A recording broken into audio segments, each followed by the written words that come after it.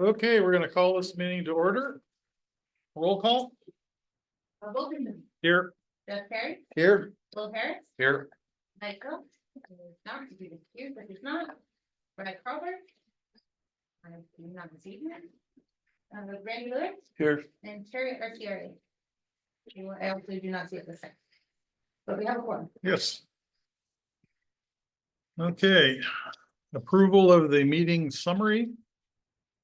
We actually don't have one. Okay, For a special meeting, we don't. all right. Okay, do we have any changes to the agenda? Not seeing any. Hearing none, we'll move on. Okay, anybody have a conflict of interest? No. Okay, that's good. Our next meeting is going to be in 2 weeks on the 21st. All right, so do we have any committee or staff updates?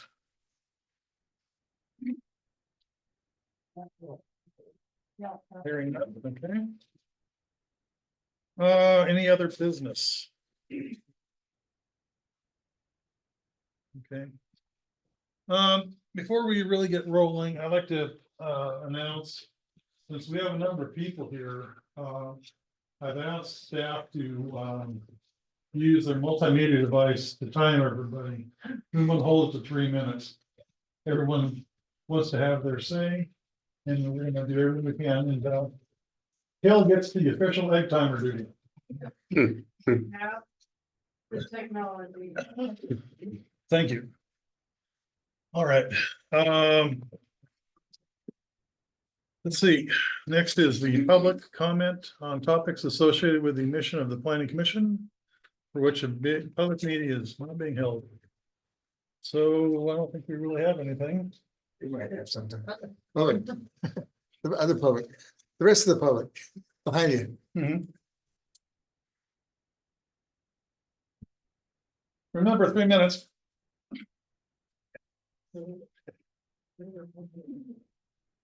Hello, my name is Julianne Gale, and I've gotten feedback from a PAC member that it would be useful to have some definitions, so I just wanted to share some of that. So an environment is the place where we live, work, play, and pray. And environmental justice is simply the belief that we all deserve a healthy and clean environment, a healthy and clean place to live, work, play, and pray. Environmental justice means that no particular community or population should face an unfair burden of pollution. Different types of pollution and issues of environmental justice are water pollution, air pollution, noise pollution, plastic pollution, chemicals at home, in homes, access to quality food, access to public transportation, access to clean, affordable energy, access to nature, wildfire smoke, extreme heat, flooding, and so forth. And, you know, in relation to the Planning Advisory Commission, because you all are responsible for compliance, supporting compliance with the Growth Management Act, there's a lot of environmental justice and climate justice pieces, which is that no community should have a disproportionate share of harms caused by the impacts of climate change, such as extreme weather events, ocean acidification, sea level rise, saltwater intrusion, wildfire smoke, flooding, landslides, and so forth. And so I just thought it'd be really helpful for all of us to have a baseline understanding of what we mean and how, if we support the communities that face the biggest burden, it's beneficial for all of us. And we will all benefit. We're raising the standards for each and every one of us. Thank you. Thank you. Really quick with our next person, and just letting you know that Terry and Brad have joined us. Oh, good.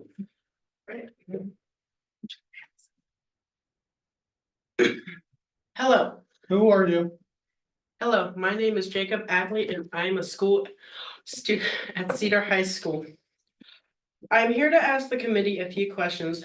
First off, I would like to know what the committee is planning to do about homelessness, as in Washington, we are spending millions of dollars per county to deal with homelessness, and yet it feels like nothing is being done.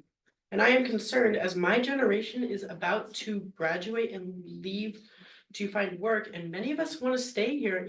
Yet we don't have that chance, it feels like, because it feels like everything's just too expensive, especially when it comes to housing. And I would ask that you do something to make it where we can afford to live here. Thank you. Thank you.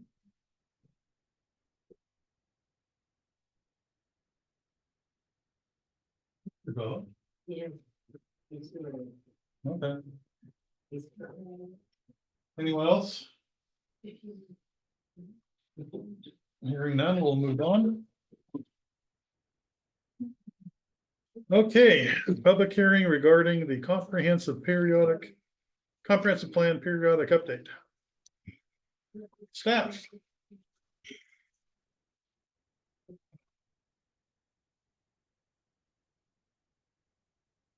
What was that, sorry? You know, it's your guys' turn now. Okay. So I guess it depends on which topic you wanna start with, housing allocations or funding policies or. Is there something? Where would you like me to sit? I know last time I was just kind of over here. That's a good place. I mean, the mic is right there. Okay. Or you can come up to the table too. To open my Zoom meeting. There's an empty chair here. Will it catch my sound? Okay, great. If they can hear us, they can hear you. Let's ask them if they can hear the dog. I just need a meeting code though. Oh, 0825. Okay, oh. It didn't like that. Tell me that again. Do you need the ID or the password? It says enter meeting passcode. 0825. And it wouldn't put it past me to type it in now. Okay. I'm gonna be joining via Zoom so I can share documents, but Kirsten Peterson, I'm with the SCJ Alliance. And I know there've been a lot of discussions on this very important document, the comprehensive plan. At a previous meeting, we had FCS group come and present some data, and I think that might be the place to start. Then we'll also talk about the countywide planning policies, and then also we have a timeline to talk through. And I think it's something that we can talk about at each meeting. We'll just keep updating it. In the past, we've just kind of shown you a Gantt chart with, you know, where we're at month by month, but I think it will be a little bit better to have a little bit more detail. It's on your desks, but I'm also going to share a screen so we can edit it as we talk about it. But I think that we need to work on the housing allocations before we move on to anything else with the comprehensive plan. So what I would like to do, I need to be let in, but I'm going to share a screen and present a little bit of information that was presented on the housing allocations themselves. You also had it in your packet, and I'll just go through that a little bit since we don't have the actual, oh, here we are, we're getting there.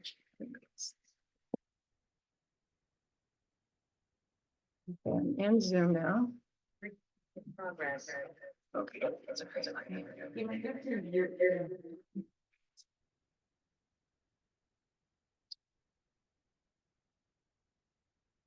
It's got me muted. Okay. We're good? Yeah, my computer volume's down. All right. Wonderful. So we had a presentation, and this, I'll share it here in just a moment. I'm sorry, just not having logged into the Zoom meeting right until the last minute didn't help us at all, did it? Okay. Scenario D. So we have taken the feedback received from both the city of Shelton and Mason County at the last meeting.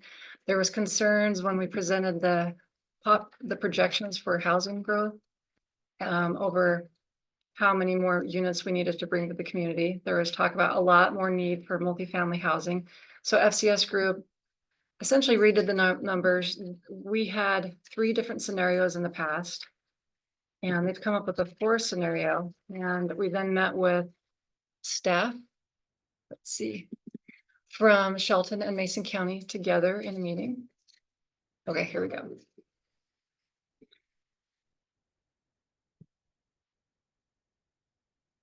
There's my Zoom, okay. There's a little Zoom bar at the top that kind of makes it hard to get it going, okay. So, same beginning slides, we have to look for a 20-year projected growth rate, and the state actually comes up with a model for determining that number. So you were presented with different options, and they also came up with a new Housing for All tool, because some communities just need really basic steps on how to project the growth rate. So FCS group had come up with a different scenario.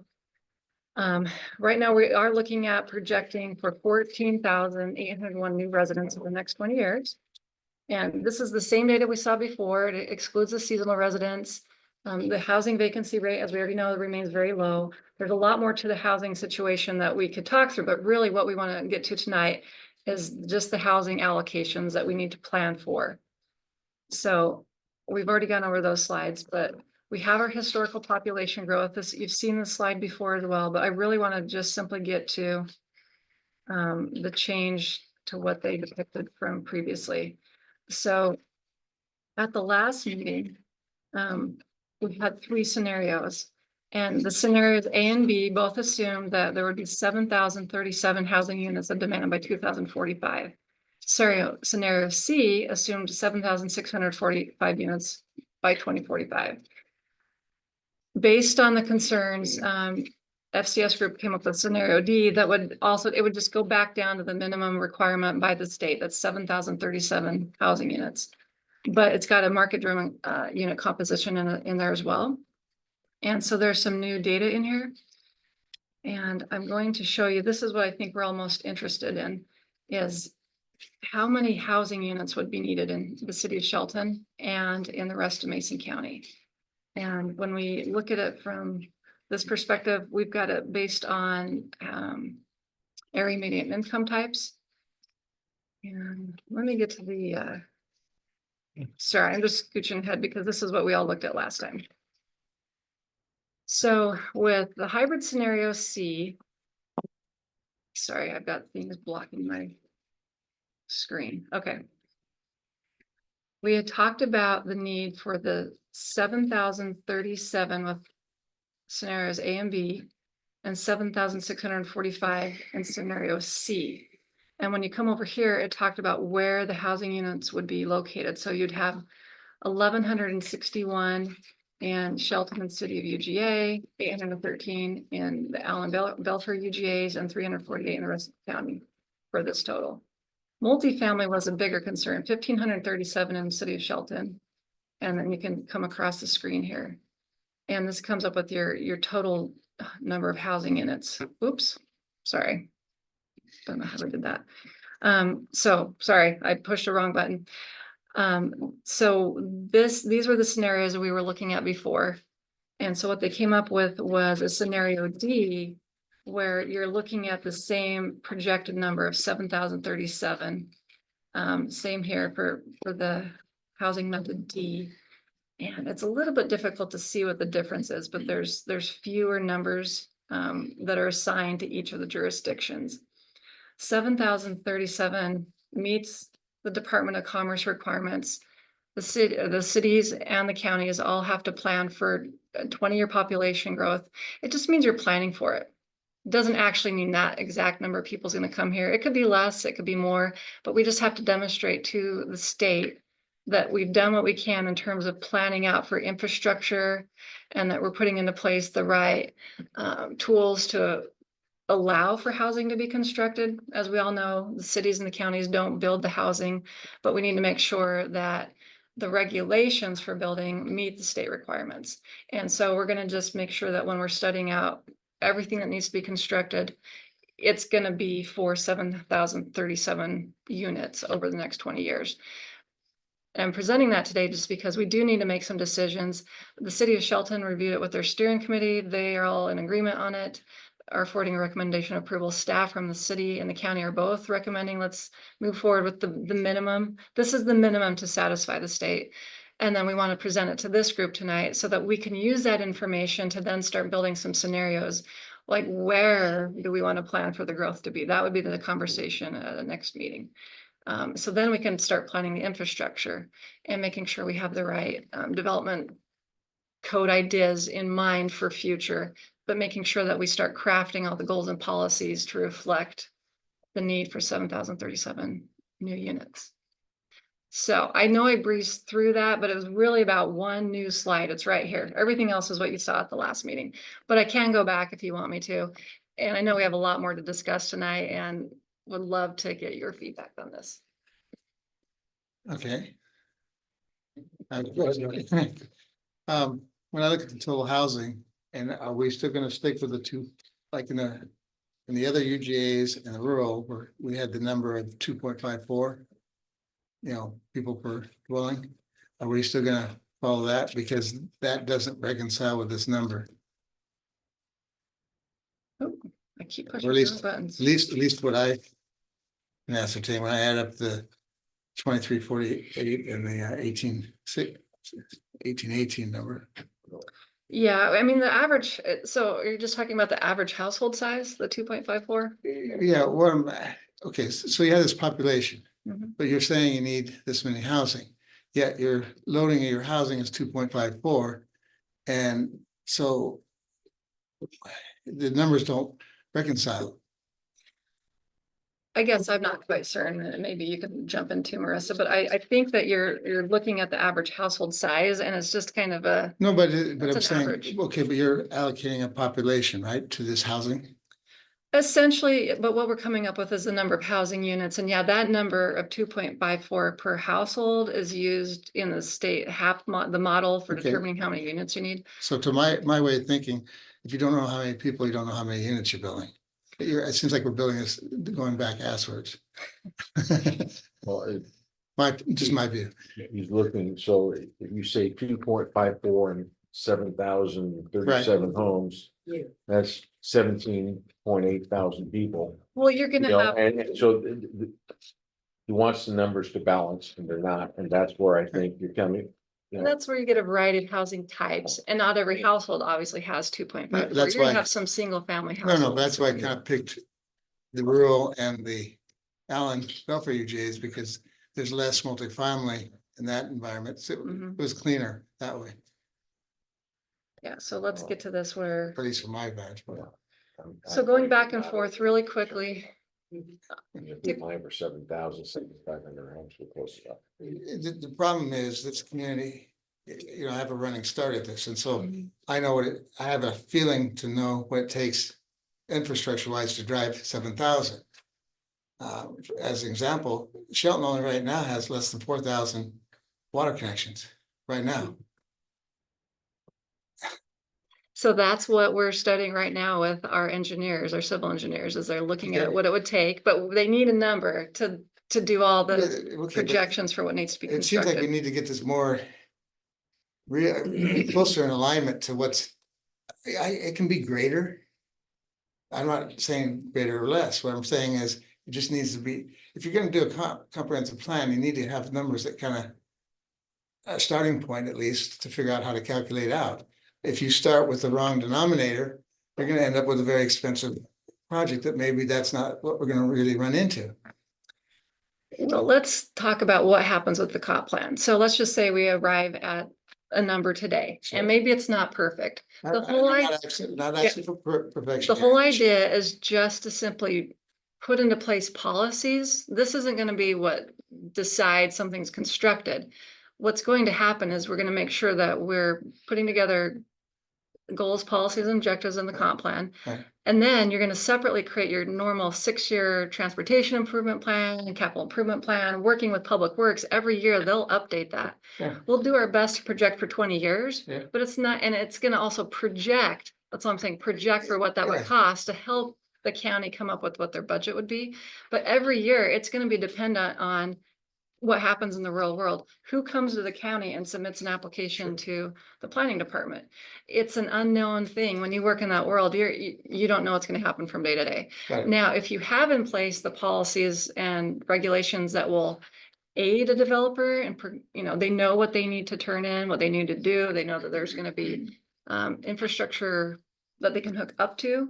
They'll decide if they want to turn in an application or not. And the developer often has to be the one to build the infrastructure for their proposed development.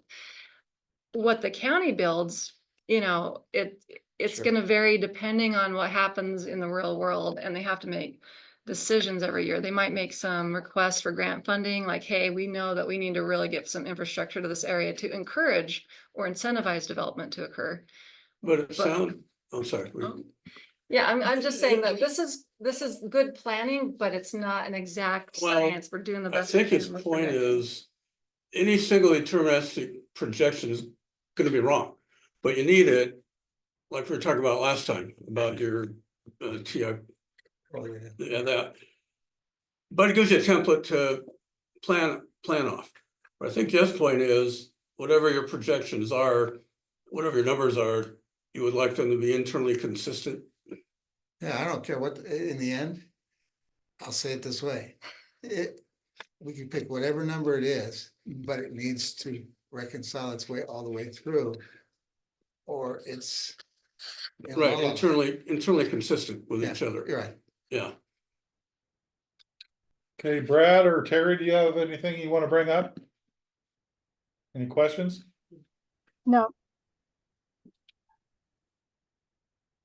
And I'll just go really quickly. I know we're kind of moving on, but I wanted to Hey, try to show you the Don't worry difference. about me, I have all night. The number of housing units, it's a best guess. So on the scenario C, let's just look at, for instance, UGA's Allen and Belfair single family detached is 883 units. On the next slide, oops, scenario D, it's 813. Right. So it's 70 less, but these are just numbers, doing the best we can to make sure we're meeting the requirements of the Department of Commerce. Knowing that you might get some developer that proposes something you never imagined out here. I have to say one more thing. Okay, and let's just say I'm game totally with the approach.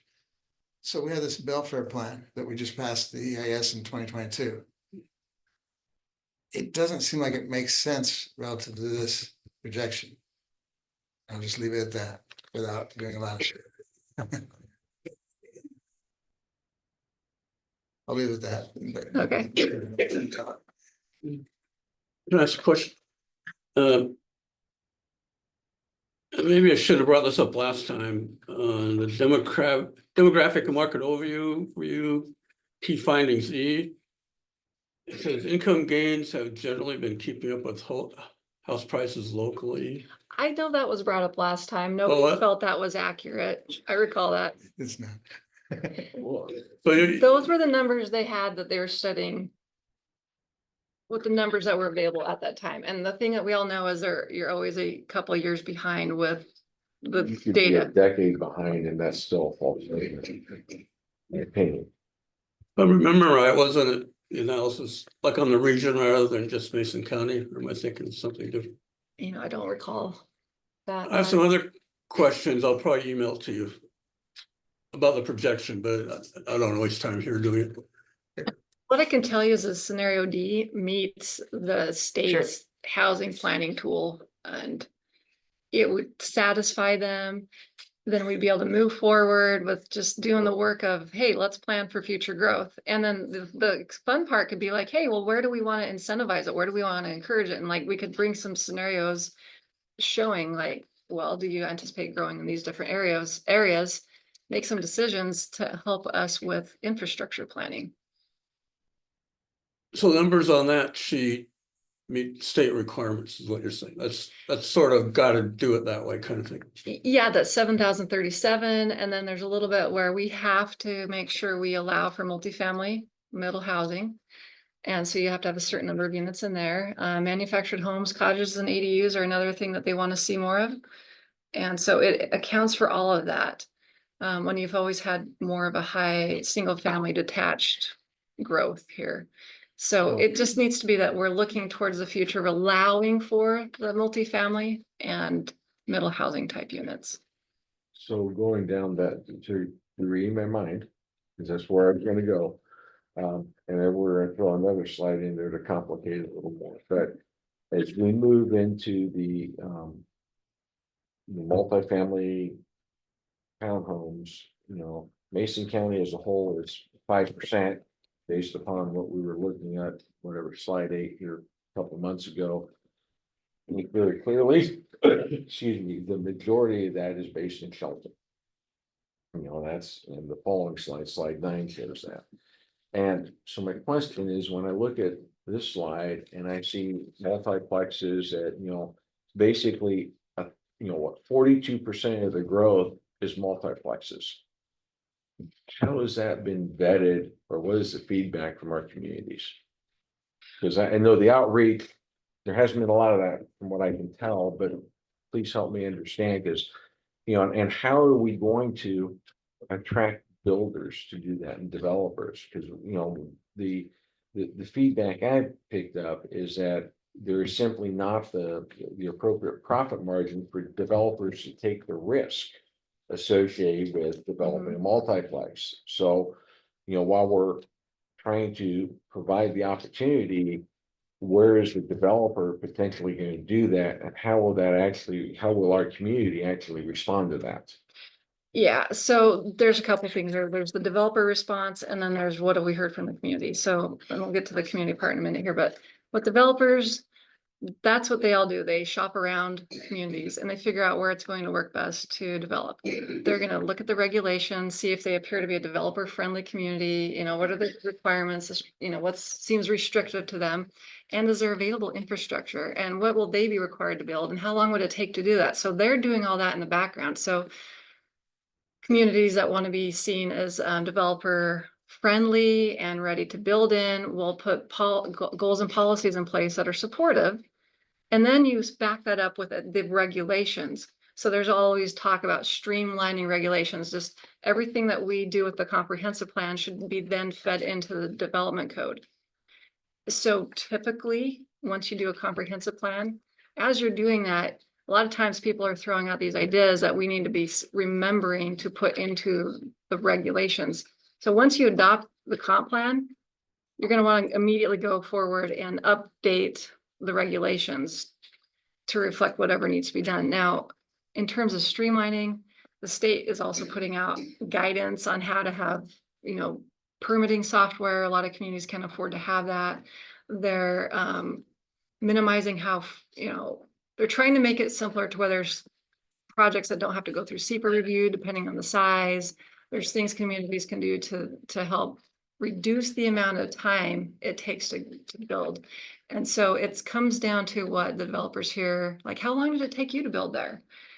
And I'm not even speaking about what's happening right now. I don't know in this particular community, but everywhere I've worked, that's what they're trying to find out. It's more about how quick can you get me approved?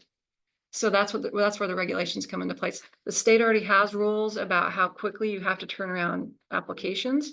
You get them in once they're like counter complete, you have 30 days to say they're complete, and they're looking at revising some of the timeframes and the SEPA requirements and what can we do, because time is money. How can we speed things up? So that's just a completely separate component, but it's related to the comp plan.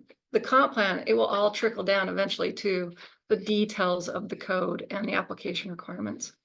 Do we define the houses beyond single family and multiplex? And specifically, if we could go to, I think, slide 10, I'm looking for the poverty analysis household slide,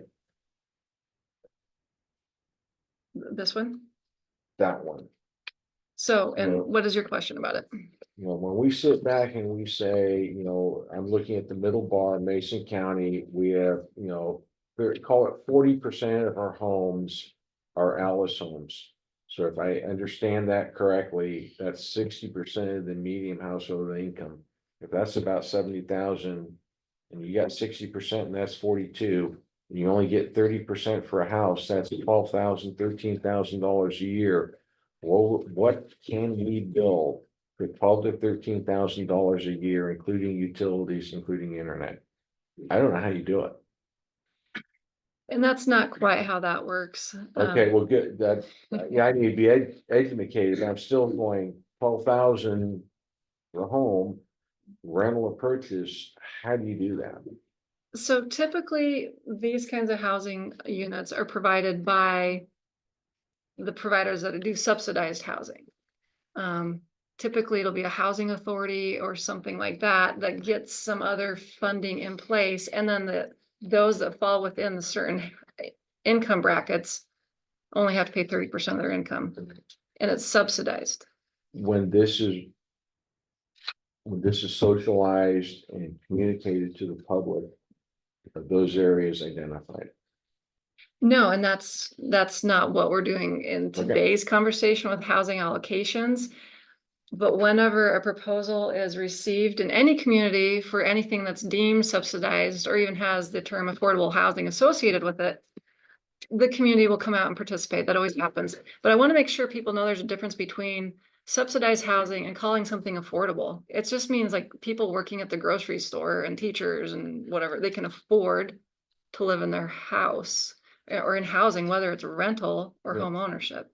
So there's going to be two different kinds of conversations about what affordable housing is and what the county has to do to make sure their comprehensive plan allows for that. Now, the details of it aren't going to be found necessarily in the comprehensive plan. Other decisions will have to be made at a legislative level. I had a question on that. I'm glad Will brought up that slide. On the other slide, it shows far more single-family homes in the city of Shelton than outside the city. But as Will pointed out, the income levels in Shelton are far lower than outside. So it's sort of how that happens.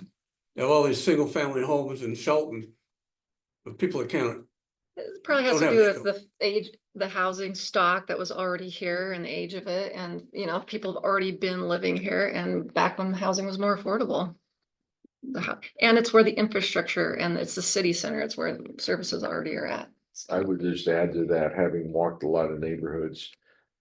Houses here in Shelton are different than homes up in, I'll just say Belfair and the Allen UGAs. I'll just use that.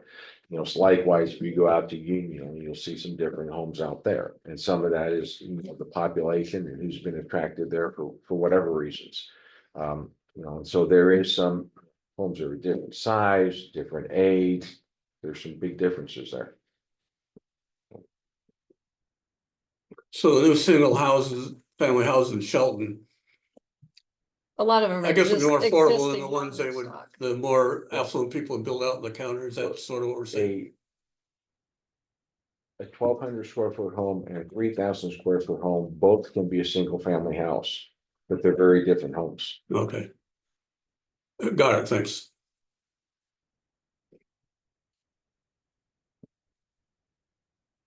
So with this one, it's just showing that we would need 2,113 new housing units for Shelton, 4,926 for the rest of Mason County. And we do simply have to demonstrate that, hey, we are planning ahead for different income levels and different types of housing. Now, when it comes to the types of housing, we're throwing out some numbers that fall in line with the housing allocation tool. But when it comes to what is actually constructed, once again, it comes back to what a developer comes forward and proposes. The county doesn't build anything. The city doesn't build anything. You can have relationships with developers, try to encourage and incentivize developers to come here. So I mean, and I get what you're saying there. When you say it that way, there's the one thing takes off in my mind is that there's a significant amount of housing developed here that's not developer developed. Is that just, you'll have to describe that more for me. No, since no, I'm it's not just from- Individuals. It's individuals. They just buying build pro- themselves, yeah, and that's, You know, hire Yeah. contractors, but it's not it's Yeah. not classic, you know, developer building, you know, 50 houses here. and if you have that, and that's, you know, it's I use the word developer friendly, but if it's friendly for anyone, an individual to come and Right. just pull their own building permit and hire their own contractors. I'm not hung up on the Yeah. friendly or not friendly. I'm not saying that the dynamics of this community are a lot more oriented to non-developer developed Oh, housing. that's great. I mean, it's just projecting and who constructs it is unknown. Yeah. Can I throw something out real quick? Maybe it's something we'll talk about later, but speaking of incentives, a few years ago, the city of Shelton dropped their city of Shelton upfront fees. Building went up dramatically. So maybe as part of this discussion later, we can talk about upfront county fees.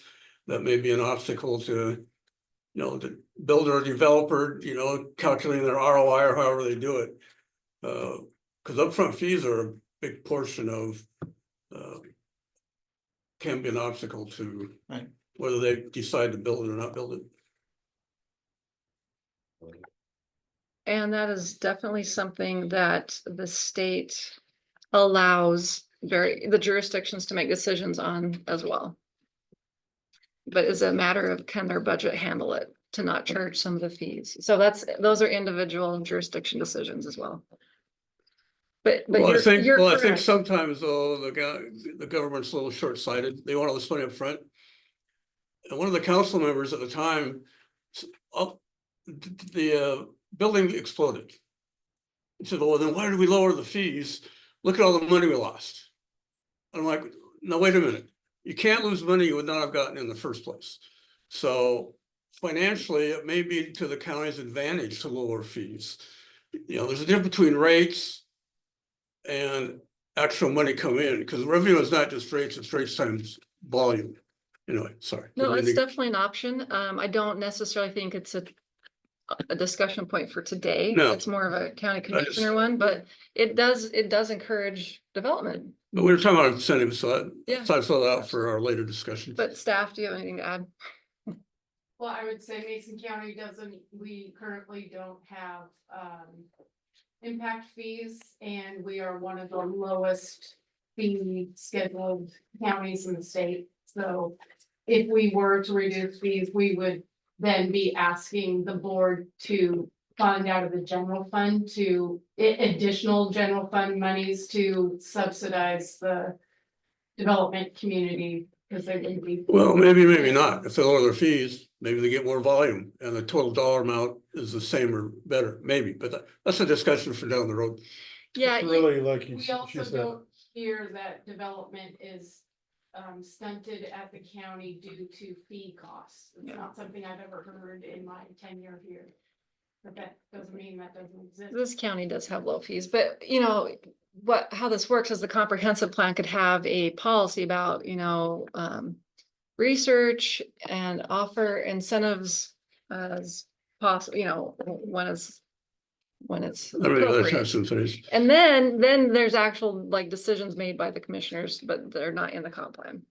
Is there documentation available that, lists the fees for building and all that?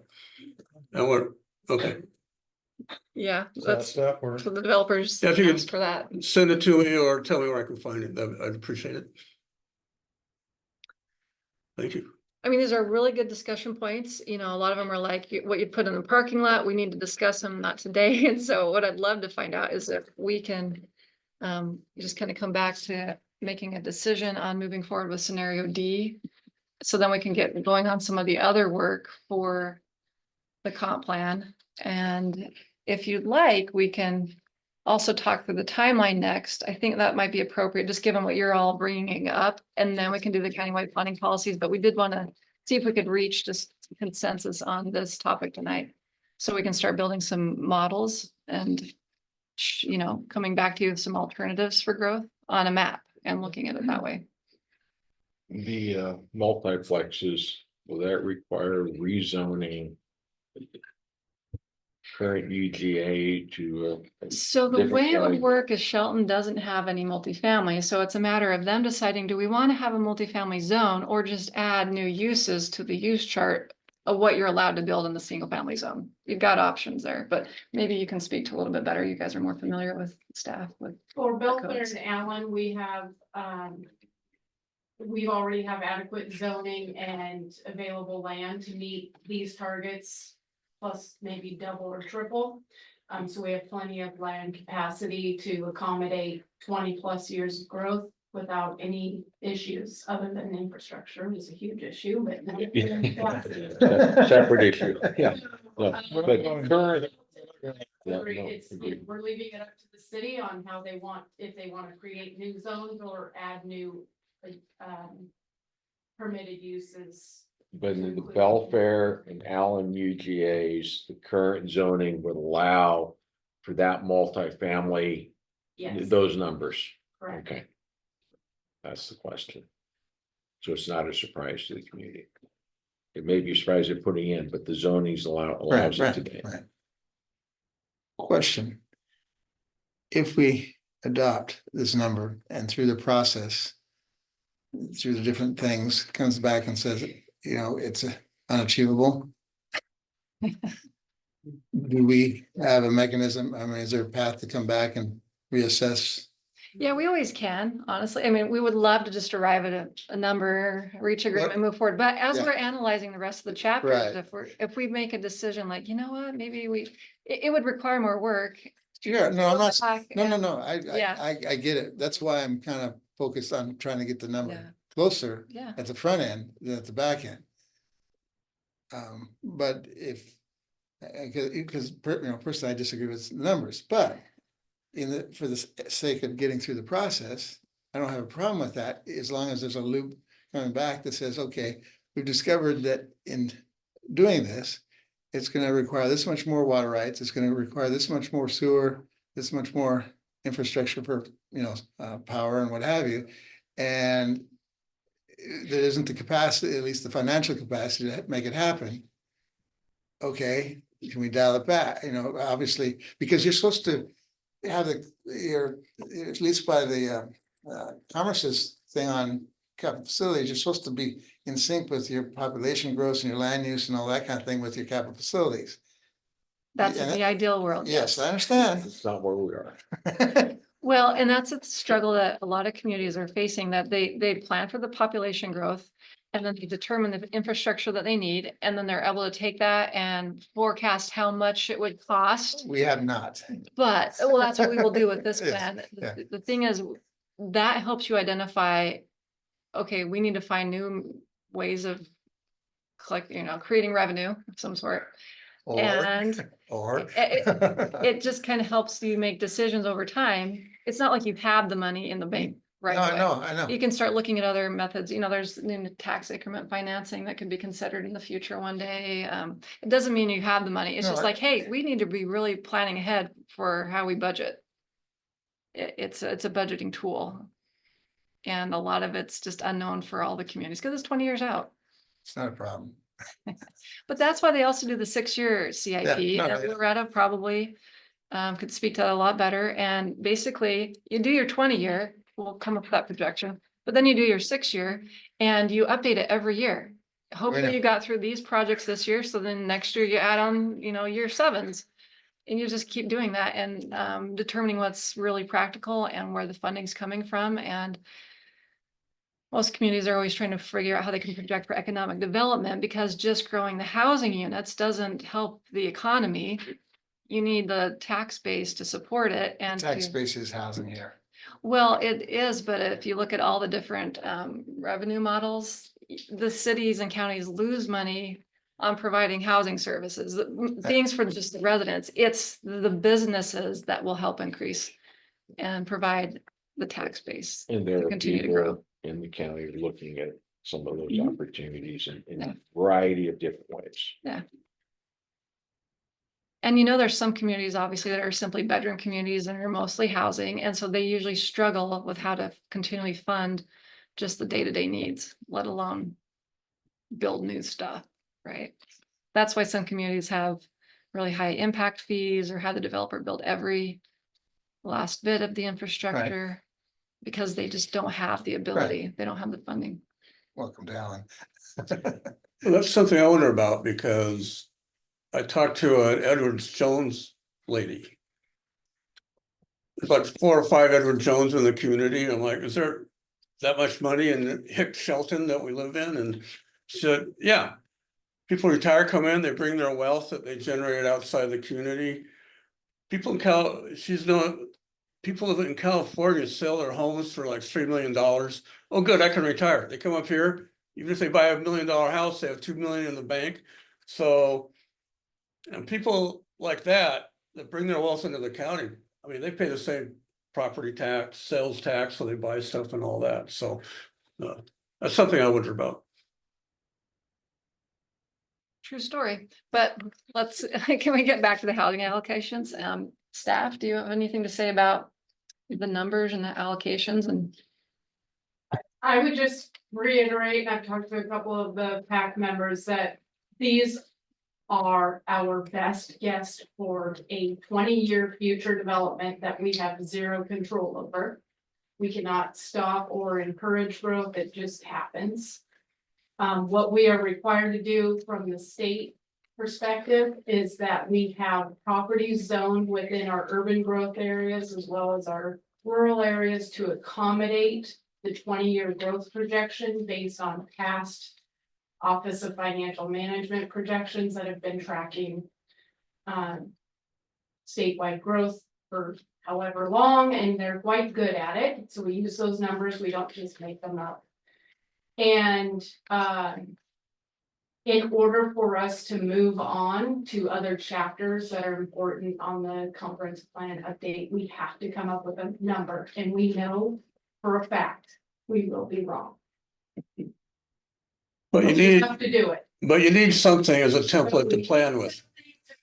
And I did talk to Kel 2 weeks ago. And she added to my comfort because from my world, I'm uncomfortable with a single deterministic scenario, because that's gonna be wrong, except by coincidence. But she did give me some comfort, because apparently there is a yearly process where they can examine what did we project, what's different, and you can recalibrate. So personally, I'm okay with the projections, and yeah, I think our goal here tonight is, okay, cool, let's move on. This is the vibe I have. And that does give us a number to work from. And the thing is, you can amend your comp plan every single year. Oh, I know, I don't know that understand. we're gonna come back and revise the housing numbers every year, but as the capital facilities plan can be modified, if they're doing work, somebody comes in Yeah. and builds something new, or you get some cool grant, and that can be revised annually, and it should be. I'm sorry, plus apparently this is something we have to do per the state, right? And maybe we go to some of the other numbers that are internally inconsistent and chew those up later. I don't know. At first, I think we should move on. Kristen, as we move forward and let's go with scenario. Let's pretend we go with scenario D. We'll have a motion here in a little bit and a vote. Let's say we're down here 3-6 months, we've taken a look at the transportation, we've looked at utilities, and we understand that, hey, one of the 3 UGAs really just is not supportive in electrical and transportation. Can we reallocate, 300-400 houses from that UGA to another UGA that does have the capacity? Is that something we can do down the road in one of the iterative processes? I think that is doable. We just don't want to be too far along, but No, absolutely. because- Yeah. Rework is painful. I Yeah, got as it. we work Yeah. on transportation and the capital facilities elements, we can certainly, make some decisions, because there's a lot of research being done right now. Our civil engineering staff have been requesting Yeah. a lot of information from Public Works, and they're working on the numbers right now. Well, and there's, in my opinion, there's a lot of things changing in our society that's gonna make everything we're tossing in here not totally accurate. How many people are in a home? That's changing, okay? It's changing in a lot of ways, both ups and downs. It depends on what culture you're bringing in, what type of family you're looking at. Water usage, you start putting all the high efficient, appliances and faucets in the house, but now there's less water and That's everything. legislated on us anyway. Yeah. Well, So, and with that methodology, that 2.54 is just a number, but it's important to track is for instance, the population aging. In which Well- case that means you might need more assisted living Yeah, but- facilities, housing for seniors, or do you have a smaller, like a younger population? Well, then maybe you need larger housing we types. talked in the last meeting too, that Shelton had a higher, number of people per homes, and I asked a specific question. Can we relate that to, culture or, county of origin or whatever, basically. Is that some of our Guatemalan population that also have a faith that, where they have more children? And look, I'm not trying to be I'm just trying to observe. My wife and I have 4 kids, I'll say that, I don't have a problem with that. But I'm just trying to understand, so if we have if we have a lot of those families in one area of the county. Then Well, we if need to we're, think if we've different done for our that area. demographic profile and we just know that the city of Yeah. Shelton has a higher household size, a larger household size, then that's where we want to have housing that accommodates for larger families. Um, But you know, it's just an average, right? I mean, Yeah. There's a distribution if Absolutely. people are that nerdy about it. Okay, Terry or Brad, anything you want to bring up at this time? Not at this time. So I want to make sure you guys are getting your 2 cents worth here, or maybe 5 cents with inflation. Okay, so have we kind of like ran out of things to bring up to Kristen and stuff? All right, it's fine for this. I'm fine All for right, this part. so let's open it up to the public.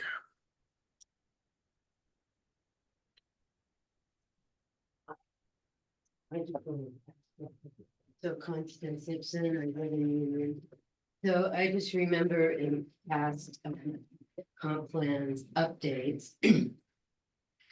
That the growth management board, the things are being challenged, was the concern that Allen and Belfair were so close together, was there gonna be sprawl in between?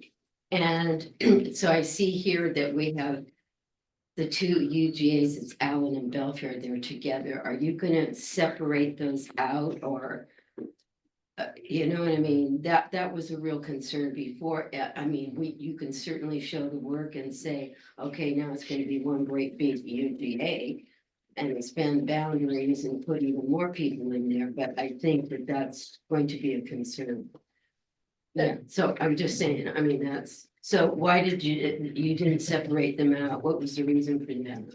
You know, we weren't told to combine them, but I'll let the Okay. county. Yeah, and historically, it might have to do with OFN not,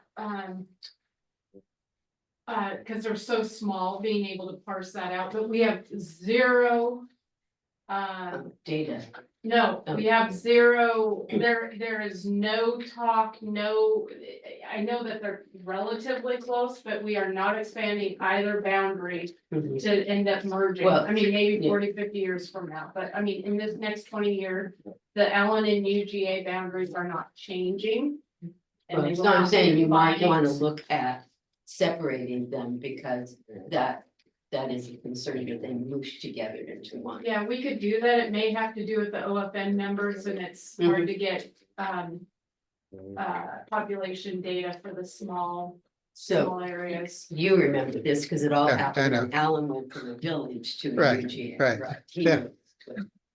Okay. I remember the days. Thank you. And sorry for the dog snoring, he seems to be. I kept wanting her first and I was like, oh wait, here's a dog. Okay, anyone else want to come up to the podium there? For clarification, this is just public comment on the housing allocations portion, not on the comp plan edits yet. Correct.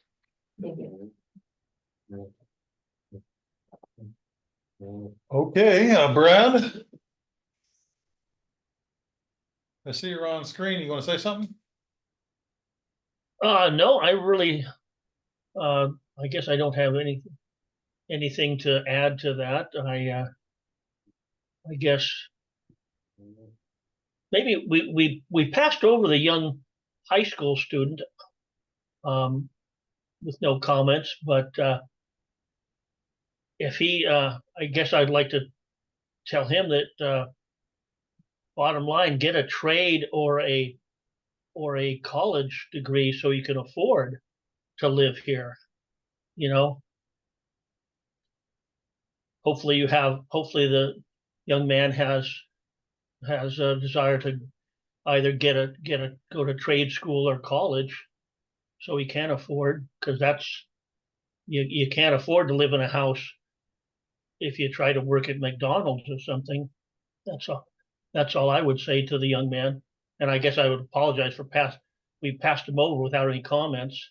I was having trouble getting into Zoom. And so So that's why I couldn't unmute myself. And so until just 5 minutes ago here, although I could hear what it's saying, but Okay, well, thank you, Brad. Well, looks like everyone has had their say. So, I will motion that we approve scenario. Actually, can we put that back up there again, Chris? Yes. That would help me. I don't have okay, it. now we gotta be clear for, I know, that's why I want to get it in front of me. I wanted to allow. I motion that we as a PAC accept scenario D as the recommended path forward, and that, and obviously that would, whatever the next step, because we're an advisory, not approval board. So yeah, I motion we accept scenario D for the next step in the planning process. for it's actually complex. you moved, but that's okay. I'm sorry. You're going to move. Oh, I'm. What's that? You're going to move that the planning advisory commission, da, da, da, da. Yep. The Planning Advisory Commission. I'll second. I gotta state it first, I think. Well, let's. I'm so probably gonna second it. Yeah, I move. That we motion, whatever, vote, we accept, we accept that we and, accept scenario D. recommend to the, actually, we don't recommend to the BOCC. do we? Yeah, Not done on I that right now. move we accept scenario D as the next, as the housing allocation model moving forward at this time. I'll second. All right, it's been moved and seconded. D is cool, let's move on, so. Okay, so hearing no further discussion, we'll go to the vote. All those in favor, please say aye. Aye. Hi. sure. All those Aye. opposed? Aye. Okay, motion passes. Next. I'll support it. Okay, so we had a few things to talk about. Thank you. You'd asked, I think it was you, about what the community is saying. And we did the survey previously, and we are going to put this online. I'll give it to Marissa electronically tomorrow, but we do have the report out from the survey, the community survey that was done. And it speaks to what people are thinking about in terms of housing. This is something to be taken into consideration as we move into the next elements. There's more than just housing in here. It's a good document. I brought it just to share with you tonight. Can take it home and read. It wasn't on the agenda, but we got it finished today, and there's a few at the back of the room if anyone wants to take them home. And Marissa will work with IT to get it online whenever they're able to. So I just wanted to point that out. Okay. We are gonna. Move on with that, Yeah. I'm sorry. Okay. I'm trying to find the, we have a plan out there. The, public participation plan, it was provided in February. Gantt chart. No, it's not the Gantt chart, it's the, Oh, that one, Excel one. that's it. Public participation plan.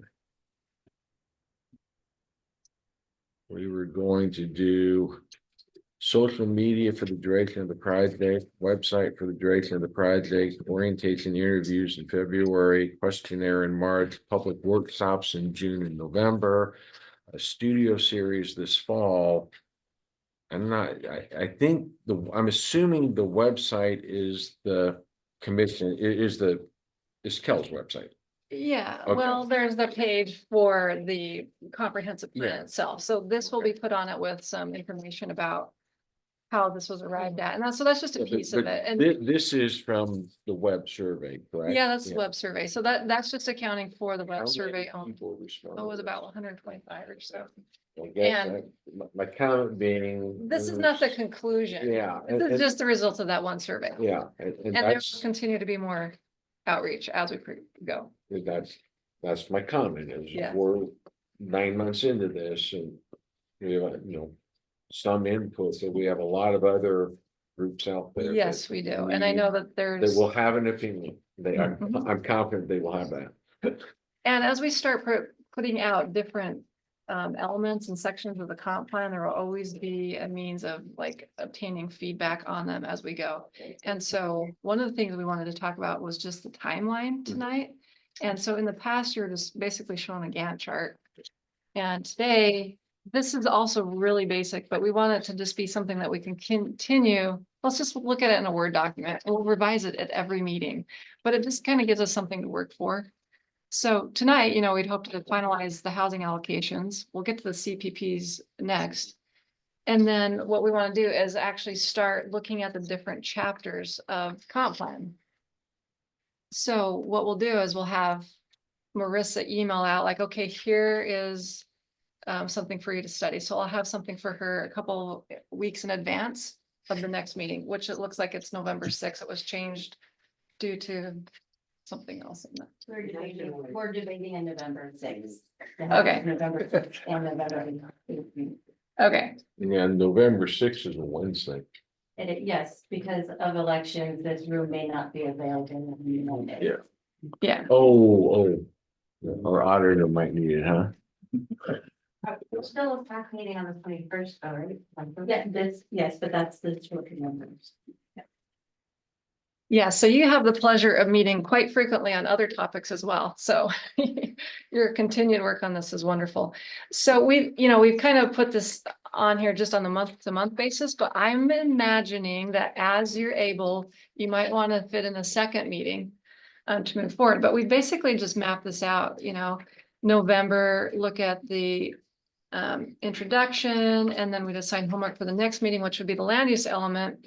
And then on November 18th, we could start looking at some of the land use scenarios and UGA sizing. And the next meeting, housing and open space, because that's so related to land use. But this is just to give us which topics we want to work on. If it's going to take you more than one meeting, we would want to talk about adding more meeting dates. But it's just taking us through with December, reviewing housing and open space, January, transportation, February, capital facilities, March, getting into economic development, April, draft climate element from the CPAT, shoreline management elements. So shoreline is not necessarily its own chapter. We'll just have references to it in there. Where are utilities? Oh, we had that in February 17th. That said, like I said, this is just a working draft. If we have, In capital facilities as utilities? Mhm. Okay. Yeah, Okay. it's the way the Mason That- County comp that's plan is fine. currently worded, but another thing I'm going to bring you as a proposed table of contents. Might come to you with a rural chapter as well. I need to review it with staff, so that's come up as something that folks have I've heard want to have a little more thought put into the fact that that's, a rural element, and maybe we do that, maybe we don't, but I need to There's review with staff. probably value having a discussion on environmental resilience, environmental justice, that entire new topic area. While it's a standalone chapter, my understanding, and I have a lot to learn, it trickles into everything else across the board. And there's a lot of new requirements for language that needs to be in there, and part of that's part of the climate chapter, but that also falls into the other chapters, and so. And we may need an education, whether that's homework or whatever. I'm gonna be looking for some help. Yes, personally. and so on here, what we've done is say, we're gonna give you homework for the next meeting, and then we'll review that homework that you did, and we'll go through it. And this is just generic, and honestly, we might be able to bring back capital facilities sooner, or we might want to have an update that we could just give you at a meeting with our civil folks from SCJ to kind of tell you the status of what they're looking at and bring them in a little bit sooner. I could see utilities, water, sewer, electric be a standalone right there. Yeah, and Each one maybe. it really could, and I put on here December Am I 16th. helping? Yeah, thank you. I put a presentation on transportation and capital facilities and utility elements, but that could be a different meeting depending on the progress. Right. But I wanted to have all of these on here as something to work for, and if we need to swap what we're going to talk about at the next meeting based on what occurred, we can look at whether that would be appropriate, or if we want to add additional topics or add more meetings. And as we go along, we'll continue to do outreach to the public. It's right, we've kind of been in this holding pattern a little bit while we were figuring out our housing allocation for CPPs. Sorry. Oh, no. Please keep us informed of any outreach to the public opportunities, you know. the Absolutely, Members and- have stated for, 9 Mhm. months ago, we would like to know, and some may just show up and just to listen themselves, Absolutely. not to. And I'll work participate. with staff to figure out what opportunities there will be, that those will be. And we'll have information on the web, but we'll find other ways to make sure the word gets out there. I personally think the survey should go out to broad communities you can, that's just me. It has, that's the perspective. It was provided on the webpage. People should go read the webpage. But not everyone's aware. I totally. We only agree. had 125, Randy, I totally agree, and that's. so. Some either send it out or make everybody aware. There's a survey there if you're interested, go in and fill it out. There are members of our community that are not gonna jump into the webpage. There's many demographics that can. I agree, and maybe that's there's gotta be another, hard count. maybe there's another method. You can only do the best you can do. I had another question. Looks like according to this, our final deliverable is comp plan recommendation on May 19th. So let me just explain that really quickly. Because You have a grant from the state and they want to see a draft of the comp plan by June. But you actually have till December to adopt it. So we want to get it in a really good form, but there's still going to be opportunity to revise it through the remainder of the year. So we're just trying to get together a good draft that is, something we can continue to modify as needed. so it gives us a Depending on few public weeks. outreach, et cetera. So it gives it a few weeks for the June draft deadline, sounds like. That was the intention, Okay, so that then it would go May to the board. 19th to the board. Well, this would be you guys reviewing it in May. Potentially having the commission review it. And it's something if they want, and Marissa can speak to this, but if we take it to them in June to make a recommendation on the draft to submit to Commerce, then we can still fine tune it and tweak it. But Marissa, I know that you said you had a conversation with the BOCC about how much they wanted to see.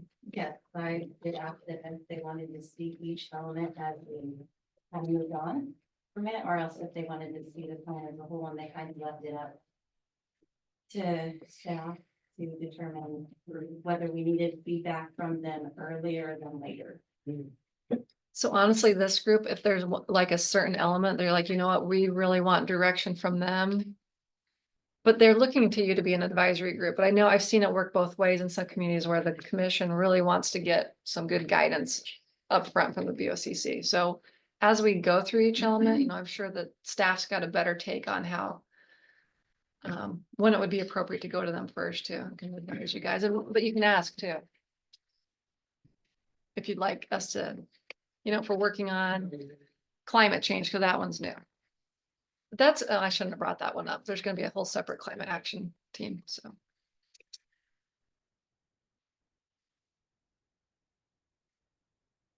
So we have homework. We already had. Where we at? Yeah, but it's on I the, thought I was done with the board. It's great. We will have the homework for the next meeting sent out to you. Thank you. Yeah, so it's just like a plan of action to how to continue to progress. And then I do believe that you'll likely want to meet more frequently than is your regularly scheduled meetings. But I'm not I gonna heard put that the on your word that. calendar right now. Likely. gee, we've been talking about that. Only for 9 months. Hmm. Okay, well. So, thank you for just going through the timeline. And And we'll review it every month and we'll modify it as. are we comes gonna up. keep track what we have accomplished then? Mhm, absolutely. So you'll see on here, like, there's a progress report is, Right. timeline progress report at the beginning of each meeting to let you Yep. know status. Mhm. Wanted to just keep this really basic. There'll be a lot more details to this, but kind of keep it to by subject. I mean, this is great. I just put a time now and marked it up. That's how I do it. That's great. Some people Yeah. didn't want that. Whatever, Have more both version. work, both are fine. Perfect. So that's just something to share with you. And then we were also going to talk about the countywide planning policies. And I know Marissa sent that out. Let's stop sharing here. Mhm. At this point, I'm gonna actually turn to Marissa to find out how you want to approach the countywide planning policies. So I guess I can just tell you what I did with the comments that we received. So, we received a lot of comments, before this meeting and, we decided to start putting a comment matrix.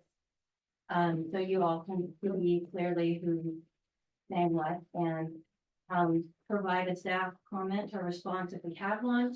And then, on that particular matrix, there were some suggestions made that staff indicated that they did not see an issue with adding, but of course, the PAC can discuss it and make a decision on those as well. And then there were some responses in there where staff is of course relying fully on the PAC to make a decision on those comments that were provided. So you had quite a few pages of it. There were quite a few comments. 56. Yeah. Yep. So, and then you have the most current draft of your countywide planning policy. And I guess it's just up to the PAC whether they have comments on staff suggestions or what staff is okay with adding. And also the original comments made by other people, the public and agencies.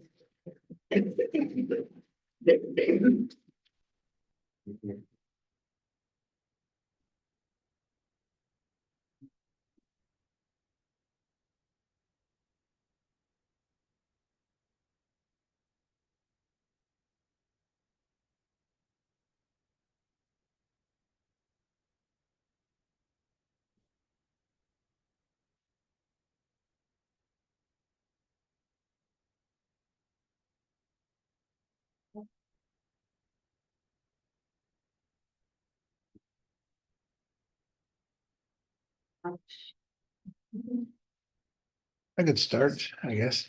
Might as well. Um, First of all, I'm not done with it. Number one. Mhm. Number two, it occurs to me, looking at this, that putting, and maybe there's a reason we do, but it seems like we need to kind of separate the policies from the objectives. Because, you know, the way I understand policies, they're supposed to be kind of guiding, whereas the objectives are, these are the things we're going to do. And I think the biggest part is trying to get, first, these are the direction.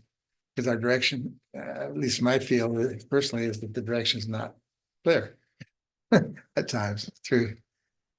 You know, and I've stated in the past, like, I think there's some assumptions made about, you know,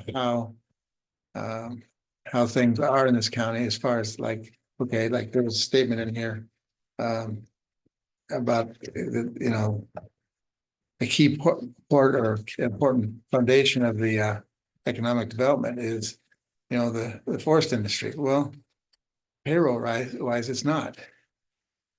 It's less than 5%.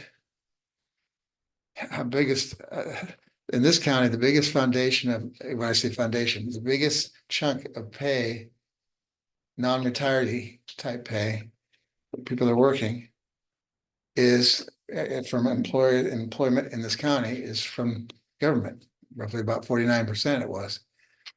That's our biggest chunk. So there's those kind of things. And I don't know how nitty gritty we want to get into this, but it's like philosophically, if we think we're one thing, like we're a resource oriented county, and yet, you know, over half of our payroll is this, maybe we need to rethink Redefine, yeah. or redefine, which then gets into, you know, policy. Which from a PAC perspective, is that really in our swim lane? I don't know. Well, I think there's a number of other similar swim lanes going down. Yeah. So. Yeah. Yeah. Okay, Go ahead. so when I scan through here. So I've gotten through about the first 15 or so pages. And looking at some of the comments, I think we got some differing views. And there's a number where it says PAC make a decision. And there's one on basically striking some language, to the extent, potential climate changes locally, nationally, globally remains to be seen. Strike that language and leave the language that says jurisdictions in Washington's are now required to plan for climate change. Okay, my question is, and I asked this some months ago, can anyone define the planning factor? As a civil engineer, when I build a house, I can pull out the uniform building code. I know the wind load, I know the snow load, I know the seismic load. So what is, the heat delta we're gonna see? How will that affect sea rise? What does that potentially mean for forest fires? And is there any predictive model for smoke we gotta address? And we can go on from there. Or from And- fires in Canada. With fires in Canada, acidity and water, but if there's not, and there may not be, I struggle with how do we, again, maybe I'm taking it too much as an engineer, but I'm saying if we put up a building, the uniform building code would drive us to a certain set of standards. And again, those standards do not provide perfect protection. Snow can be heavier, the earthquake can be stronger, etc. But it gives you a high degree of confidence that we are going to, as a minimum, cover life safety considerations. And so if we don't have defined criterion saying we are now required and thou shalt, well, what happens when that's in place? How do you balance? And I don't have an answer. And there's a couple others in here, on a similar note. There's a prioritize creating publicly funded, publicly owned, publicly operated, permanent affordable housing. So I'll just say that government built and administered housing. Okay, They're gonna pay for that. I have dealt with government housing as in military family housing. And in that environment, you had a different clientele because the clientele were uniformed service members. But let's just say that some people truly considered them rentals and unfortunately treated them as such. Many were, and most were very responsible tenants. But you do have some challenges out there, and then who owns that burden? And I'm not proposing answers, but as I look at, Jeff, to your point, this is a very fairly significant policy Right, consideration. sure. And who is to, I don't believe necessarily that that's ours. And we have some other comments in here, again, climate change comments, ensuring that the working environment, have all living wage jobs for all people. Again, there's definitions that I need to be educated on that goes with that, because if a job is non-living wage, do we then try and exclude that from our community? I don't think that's what we're saying, but I don't know. Well, staff And- is asking us to accept or reject these comments for incorporation, right? Is that what I heard? It's up to you, what you wanna add to the policies, so. So does the advisory commission members want to go through this spreadsheet line by line? Do we want to, or do we think we need to? Brad, Terry, what do you think?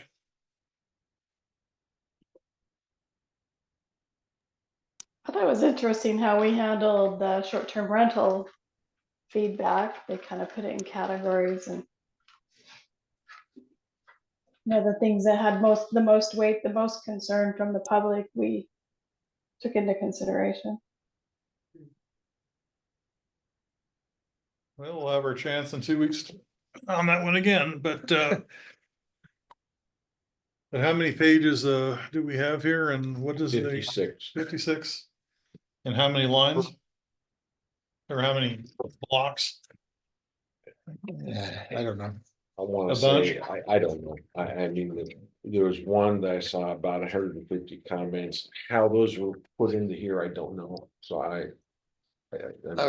would say on average, probably there's probably close to 100 with 56 pages. Some are one page, they take up one page. So it's a wild guess, but somewhere between 90 and 100. Okay, and how long is that gonna take? Well, but if you can do one a minute, you can get it in 2 hours, okay? Almost. Well, it's 7:20 PM on a Monday. I do feel, like you said, I don't want to, but I also at the same time feel that there's an obligation as a PAC member that if you're going to approve something or recommend something, that you give it, give it some effort Mhm. and not just rubber stamp it, but actually come down through it, which means in my book, you come down point by point. I can tell you from experience in the Allen community years ago, when we worked through this at a smaller level, for the community of Allen, that it took, I want to say, at least a half a dozen meetings of line by line. And because you'd hammer it, and you'd get the input, you flesh it out, and then sum it up, so to speak. Mhm. So some of these, I mean, are we prepared tonight to do an up and down vote? Flat up and down vote on everything here? Well, can you honestly say that you run through everything and you're in agreement with everything, or you're in disagreement? I've gone through it. I have a bunch of questions, what I have. We also have people here that made this comment, Yes. so what could happen is you could ask for public comment and get their agree. input on what they think is most important based on their comments that they. Appreciate that. Can I ask a quick question before we do? I'm looking at the vision statement. And it's saying things like, Mason County will remain this, Mason County is going to do this, that. I mean, is that what in the vision statement, is that what we philosophically believe should happen, or is that just a prediction? Or are these just predictions? This is my question. Well, usually you have a vision and you have a mission statement too. Is that even a mission? So I don't believe the vision statement, it doesn't show like that it changed much from the previous version. So this was most likely taken from community input and survey as well. From a previous plan. So you're saying this is likely the desires of the community at the time? Is that sort of what you're saying? Okay.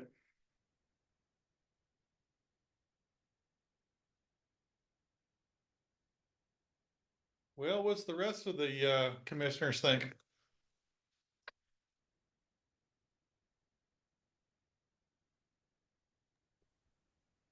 Well, first off, I have a question. I'm looking at the attached files to the meeting invitation, and I see 5 PDFs and 1 Word document. So I don't know where is the spreadsheet that we're talking about? Was it sent to us in a past meeting? Where is that spreadsheet? It's called the comment matrix. Comment matrix. So Brad, there's a file that says Mason County Comprehensive Plan, all in caps. Mason County Okay, Comprehensive Plan, CPPS comment matrix. okay.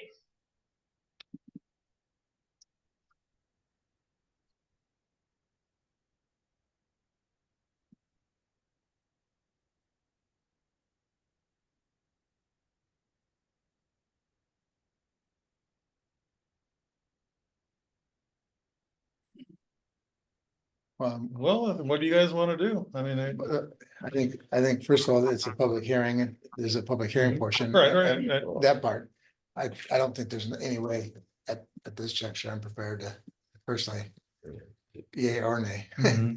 And if I may, please, So you're uncomfortable with the concept of taking a vote at this time? Yeah, I think Mhm. it's, there's too much, Stuff? there's too much things and I'm a little concerned, you know, because of how policies versus objectives are lining up. Mhm. But I'd like to see some split off.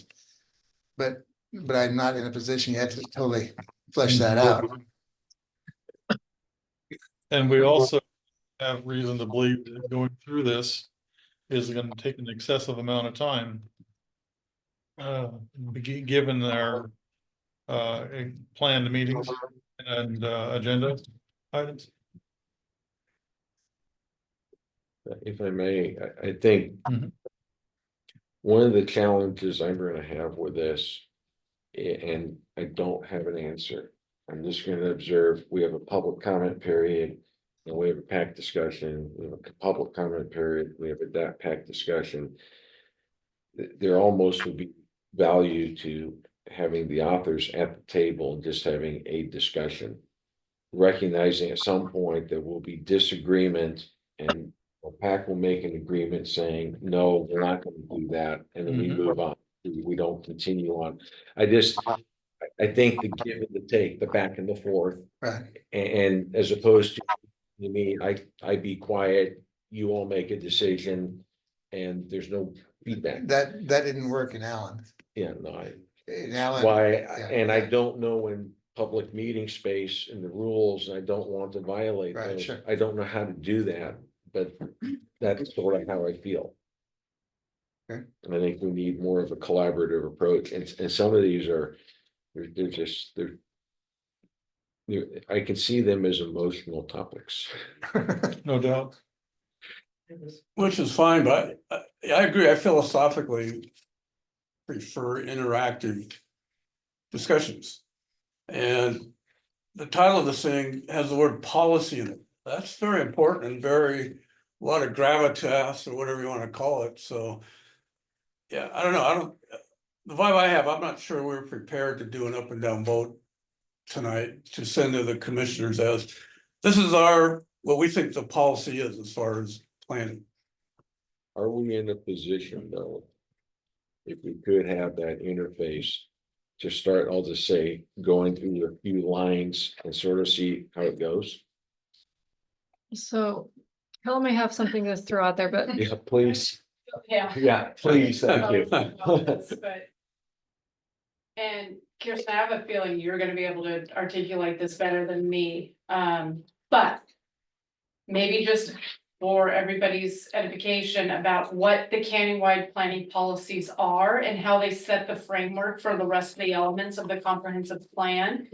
And how the countywide planning policies are really between the county and each of its incorporated cities, which in this case is only the city of Shelton, and how we are going to grow as a community.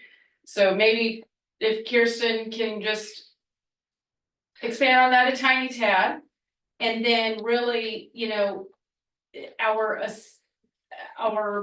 assumption from staff is that the planning commission members got the draft set of countywide planning policies. It's talked, been seen before. It's taken, previous versions and made some edits to it. And then this document that's happens to be 56 pages long, but it's not all that long really, is just Marissa's attempt to take all of the public comments, put it in directly of like, what did they comment on?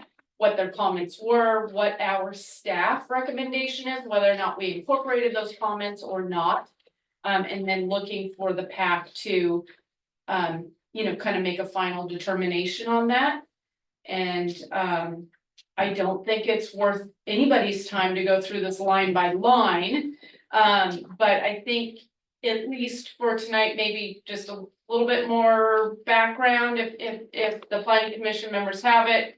Open it up definitely to the public comment period, because a lot of the folks who made comments in this document are here tonight and can speak to, kind of generalize or summarize perhaps their concern, what their comments were and why.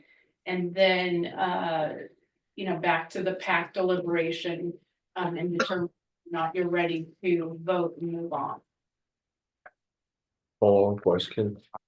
Has the city of Shelton, do they do a CPP too? The countywide planning policies cover the entire county, and the city of Shelton Steering Committee already reviewed the CPPs, but prior to the version you got today.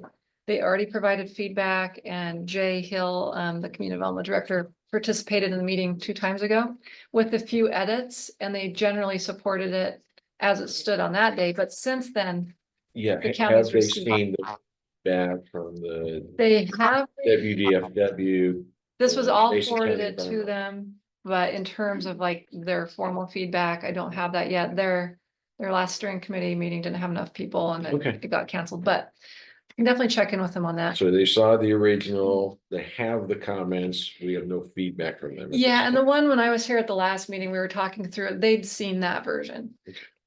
But what Kel was saying, I mean, if you look at page, well, let's see, 3 of the countywide planning policy, it's really about how you coordinate growth together between the county and the city. And this is a very important document. And when you're looking at like a larger jurisdiction with a larger county with a lot more cities, it's very important that everything Yeah, is Pierce. coordinated.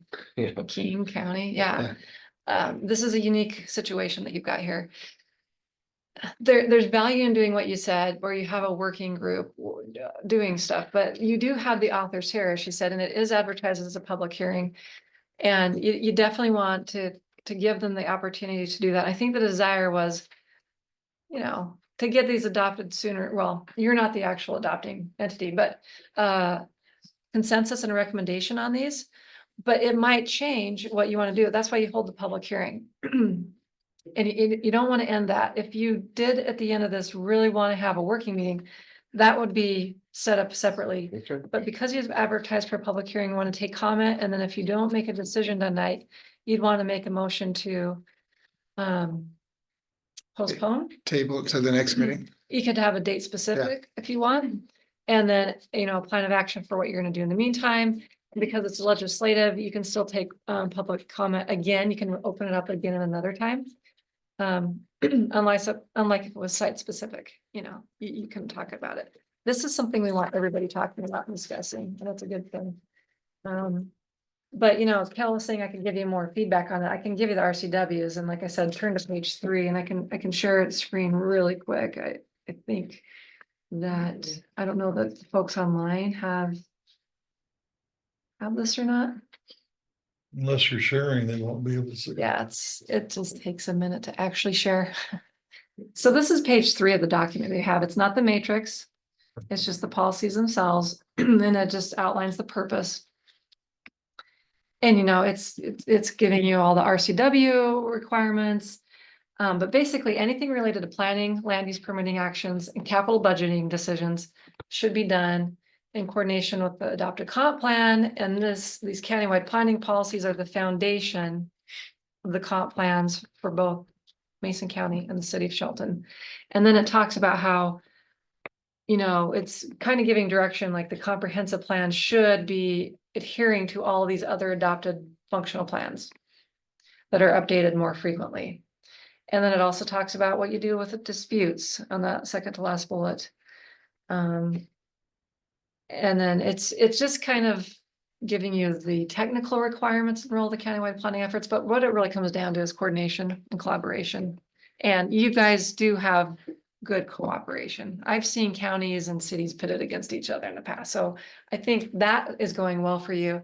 And it stands as testament that you have such a lengthy document that was approved by both entities in past years. Definitely some good collaboration there.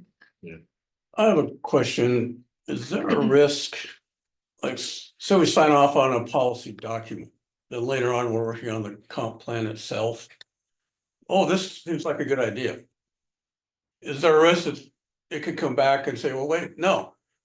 The policy document you signed off on says you can't do it that way. Is that a risk, or is that a dumb question? Well, the idea of the countywide planning policies, it's pretty high level. And so some of the feedback that we got was like, this is great, but it belongs in the comp plan as like an action item. You know, and that, those discussions can be had later. It's the higher level stuff that we want to look at incorporating into here. And so maybe that's what, if you're not gonna be prepared to make a decision after you hold the public hearing tonight, maybe that's what the focus is at the next meeting, which we want to do as soon as possible, is focus on what belongs in the CPPs only and what should go in the comp plan. And you can discuss them when we get to that, how, you know, the housing element or the land use Staff has a element. number of those comments in Mhm. there. And those are ones that you know, staff has done a lot of work to get that ready. It's mostly Marissa. Oh, Marissa. Yeah. And save, it's not that the comment's not valuable, but save it for that element and have the deep dive discussions. Where they can be more of the working meetings where you invite the authors to come to talk about that chapter, which I think is heavily going to be housing and climate. Not alone, but those are pretty heavy ones. And then I'll just reiterate and then take, I think, a little bit answering Randy's question. So the countywide planning policies are policies at a high level. All of the comp plan is also policy level. So we're still not in the regulation part. So we're setting countywide planning policies are up here. All of the individual chapters, the elements of the comprehensive plan are policy level items here. And then once that's adopted, then we take our development regulation zoning code. What can you do in this zone and that zone and et cetera? And then we will look at the development regulations and make changes to make sure we are implementing the policies at the comprehensive plan level. So This is kind of a statement of, this all has to be consistent with state regulations and all that. Is that sort of what? yeah, I mean, Okay. yes, it's, of course, we're all here because the state's requiring us Right. to do this. But we have a lot of flexibility in some of the things that we do and how we shape. I'm just wondering if we'd be handcuffed later because of the policy documents. It sounds like you're saying probably That's a not. very strong term, and I would say no to that. Okay. Constrained? I don't even, I think you can look at each policy and determine how, and if you read a policy that you are questioning, how does this constrain us? I mean, let's talk about that. And think of scenarios. I mean, to just hypothetically in general to say that it's really difficult for me to answer that as staff. Right. On whether or not that's even a concern. I would have to see an example.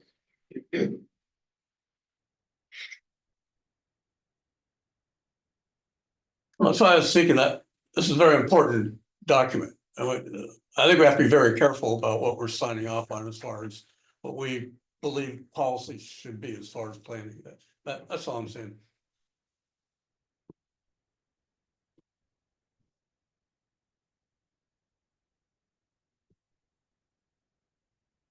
You know, I'm gonna take a little bit of privilege here. This is a lot of stuff we've gone through on our own time. And trying to put it all together so it makes sense to us is difficult, and I think you're getting the feel from the comments from the commissioners here. We want to do things, make sure it's done right, and to the best of our ability. Yes, once it gets implemented, there is revision. We're only a revision away from perfection, but how many times do we need to do the perfection revisions? Okay, and this is a lot of stuff. And if we just rubber stamp it, what's the end result? What's the effect of staff? Well, the county permit assistance center welcomes all developers who come in that want to develop. We look at their zoning, we look at the regulations. No, I'm talking specific to what we are looking at right here. The matrix. Where we have comments from public. And staff input. And staff says, planning advisory commission. You tell us. I'm having a difficult time. I think I would have an easier time answering a question of concern if I was shown an example of a concern. Or what, like, I don't think that's what he's saying. okay, I think what he's saying is. There's a bunch of research. That goes into doing this, it's. And all he's saying is, what's the impact to the staff if. You know, a couple different scenarios, i.e. we don't do this, we table it, we come back to it in 2 weeks, you know, If we can. right, if we can. Or whatever, I think that's what he's asking. well, then I would say, I would open it up to public comment, hear people's comments, deliberate. If you don't have time, you could table it, and once we've all had time to, absorb what you heard in testimony and read through the comments more thoroughly. And reached out to staff individually. There's never a problem with a planning commission member reaching out to either Marissa or myself to ask clarifying questions if that's necessary. And then hopefully at the next meeting, the planning commission can, someone can make a motion that I move forward. Right. I don't know. Answer it, Benner. I have several questions. Would it be okay to just? Cause I don't think we should go through them all tonight, but it'd be okay to send an email. That you guys at your convenience can answer the questions. Email, that be a good way to do it, you think? I would just reiterate exactly what Kel said. I think you've advertised for a public hearing, the folks are here, and if you let them speak tonight, you no, I- can absorb all that. Right, no, I agree. That's back not, it's really what we're to another after is, there's a lot of stuff here. Okay, and as staff has said, they want us to. Individually, whatever block or what you want to call it. Give direction, okay, it's like, we go through every single one of these things, and there's 100 of them, you said? Well, I don't know, ish. That takes a lot of time. It does, And we don't seem to have the. I would say this latitude. To have additional time taken to do this. Okay, and as Jeff said, even a small thing like it, Allen took a long time. And we actually had. It was weird, we actually had people that disagreed, actually could sit down together and hammer it out, great, good. that's great. but it, Consensus. it was not a You know, fun I process. just. You know, as an individual. This is just a bit overwhelming, and I'm getting the feeling from the rest of the commissioners, they feel the same way. And we have a lot of stuff we need to do. You know, and just this alone. In 2 weeks, we're here for short-term rental. Different topic. Another topic. Then on top of that, we have the rest of the story to go. And so, simply put, do we have sufficient time between now and May to get all this stuff done in the timely manner and to make it done properly? So that the Board of County Commissioners can then actually take however long it takes them to do their thing, to accept or reject. And we do know we have to get it done because the state says so. I'm at a loss here as chair to provide any kind of direction. I'm baffled. But I agree with you. We do need to have a public comment input. Yes. Yes. Well, after the hearing tonight, we can work with staff to kind of come up with a plan to see what we can do to help you analyze the vast amount of work that was provided to you. I don't Okay. think we have the answers yet on how to do that, but we No. can brainstorm. Okay. And, you know, we can simply say, you know, we can't make a decision on it and move on to, in other words, we got chapters here. It sounds like we're gonna end up tabling this thing. Yeah, but I think we can work on a few pieces of it. We Correct. can't- No, we have to adopt the countywide planning policies before we move on to the other elements. each day and for Cool. the element. Cool, So we have to do this before we move on. not a problem. And this is our second meeting on the countywide planning policy, just to remind you. The draft isn't hugely different, it's just that we got comments kind of later in the process. So. I mean, we have the people who commented here, so they could highlight. Well, the important points that they made. Okay, so what does the commissioners want to do? Do what- You have to open it up for public comment prior to making any deliberation and. That's what I would like to do, is open it up for public comment. I would like to open it up for public comment. So that's all I'm asking. Can I say something real quick? I'm sorry, on the May 19th deadline. We'll give them, you know, our best effort at the time, but I don't think they like up or down vote it, do they? It's like, they can do up or down, modify, talk, because their deadline is in June, right? The final Yeah, part. to submit the draft Yeah, to Congress. so there's opportunity after for them to comment and back and forth lots. Okay, sorry. Public. All right, well, the commissioners want to hear from the public, so. Everyone come up, you got 3 minutes. Oh, I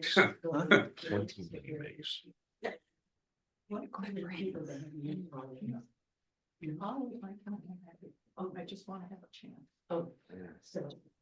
Hey, do we have this comment matrix in an Excel format? Perhaps we could use the Excel filters to filter out through the number of, I have no idea how many names we have in the list. And we can filter out like comments.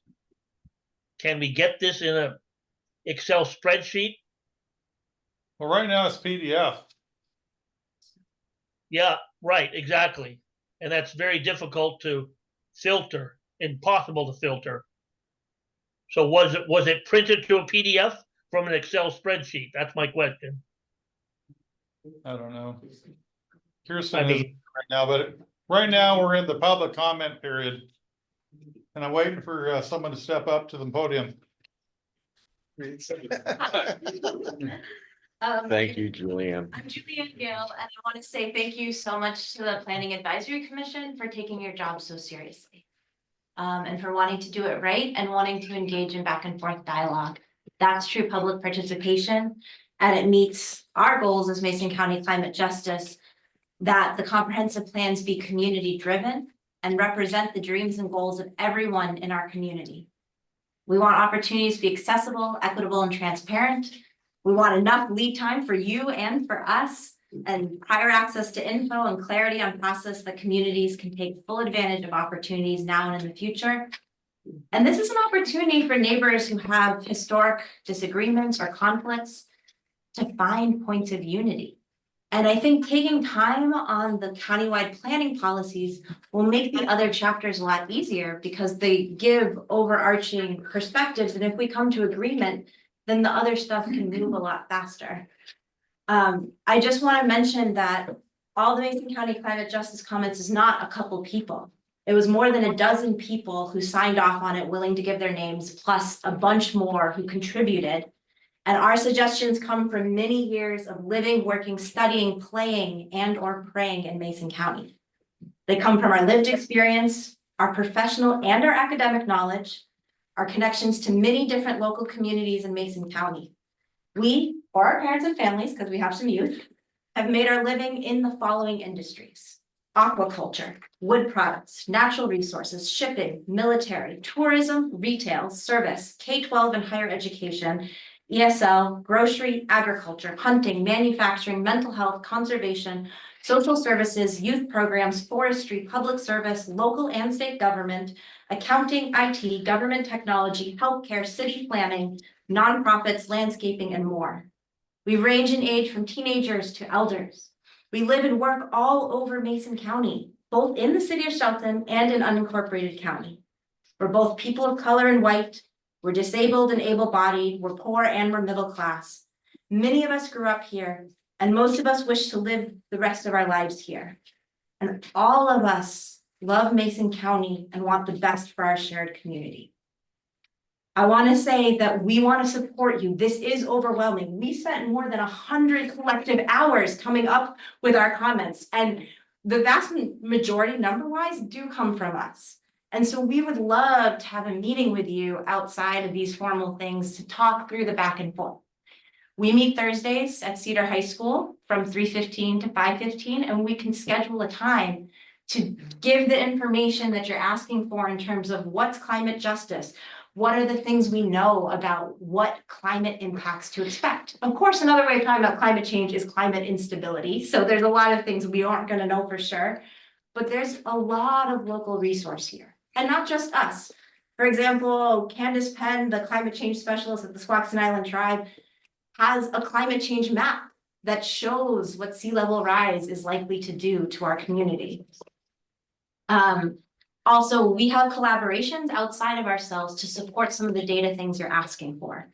We have a collaboration with the University of Washington Center for Environmental Health Equity, and they're pulling data for us on some of these things from sources like NOAA, the USGS, and state agencies and the US Census.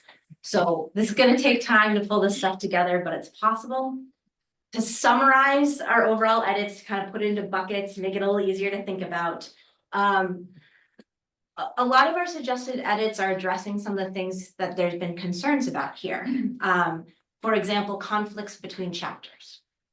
The fact that in our very small, admittedly limited survey, 88% of respondents were somewhat or very concerned about climate change, and 80% said that the county could do better to be prepared for climate change. You know, one of our big suggestions is we should, to avoid conflicts, to make it clear that we need to think about this in all the pieces, we suggested lots of ways that we could incorporate climate change resiliency into every chapter, and we really recommend those things. We also created a lot of suggestions for updates for that GMA updates. So things around affordable housing and environmental justice, things about affordable housing. There's a concern from staff in some of our comments because we added the word permanently affordable, but there's requirements in the RCWs about policies that stop displacement. Permanently affordable is just another word for stopping displacement. I'm not going to quibble about what kind of words we use, but we can sit down and talk these things through and why we suggested the things we suggested, including the things that are addressing what we've overheard the issues are. And I know that you got a million pieces of paper and a huge packet. One of the attachments that you got that's also on the website is called the comment packet, which is the comments in their original form, not just the matrix. We have a cover letter that describes an overview of some of our reasoning behind stuff. And we also included an appendix, which is the GMA RCW 3670A070 with some highlights that are specifically why we like supporting the suggestions that we made to help bring the county into compliance with the new requirements of the Growth Management Act. We are one community. We have so much opportunity. It's so exciting to be like, this is our next 20 years. Where we have been somewhere in the past and things have shifted, whether that's about employment, whether it's about who lives here, whether it's about how dense our housing is or what services are available. And this is our moment. And I think we should really take advantage of it. And we want to do it with you. That not everybody can come and sit through these meetings. That's hard, but we have a lot of folks. Let's do it together. Thank you. Thank you. Let's try to keep it to 3 minutes, please. Hey, Kelly, you got your timer going? We started it late, so that is not Ms. Gale's fault. You though, however. So my name is Constance Ditson and I'm the co-chair of the Lower Hood Canal Watershed Coalition. And we had very limited time to group review with groups that meet at regularly scheduled. So this afternoon, the coalition met via Zoom from 4 to 5:30. And we prioritize and reach consensus on these following issues. And the role of the countywide planning policy, it's the first sentence and you read it tonight. These countywide planning policies shall be the foundation for the comprehensive plan. We recommend that we add to that sentence to develop a common understanding and assist in the clear, consistent communication of these policies over the planning period. In the vision statement, there has not been, regarding that statement, there has not been adequate public participation to develop a vision statement or the countywide planning policies. This vision statement, as I think Marissa alluded to, but I've been around for a long time, has remained really unchanged since the early 1990s, 1992 to 94 when it's developed. There are many examples, and one of the members cited one that in that vision statement, there should be some acknowledgement of the recreational opportunities on federal and state lands for residents and visitors. Without public engagement, there is little chance of the vision statement being realized. Under urban growth planning policies, 1, urban growth, we recommend to delete 1.2. On the feasibility of establishing an urban growth area around the unincorporated Union community as an alternate designation to allow sewer, but limit further development, blah, blah, blah. The UGAs of Shelton, Belfair, and Allen have yet to realize their planning goals. Future population growth and development should be focused in the existing UGAs. A feasibility study to make Union a UGA because sewers are needed is not based on fact. There is no data from any source indicating water quality impairment necessitating the construction of a sewer system in Union and thereby the need of establishing a UGA. If septics are failing, those statistics have not been presented to the community or appropriate county committees. The coalition is alarmed that the county is now saying septic failures are an issue in the Union area. Mason County, if it is, Mason County needs to enforce all its on-site septic regulations. And under public participation is essential in the growth management planning process. Without it, the plan will not be based in reality and will surely fail. Thank you. Thank you.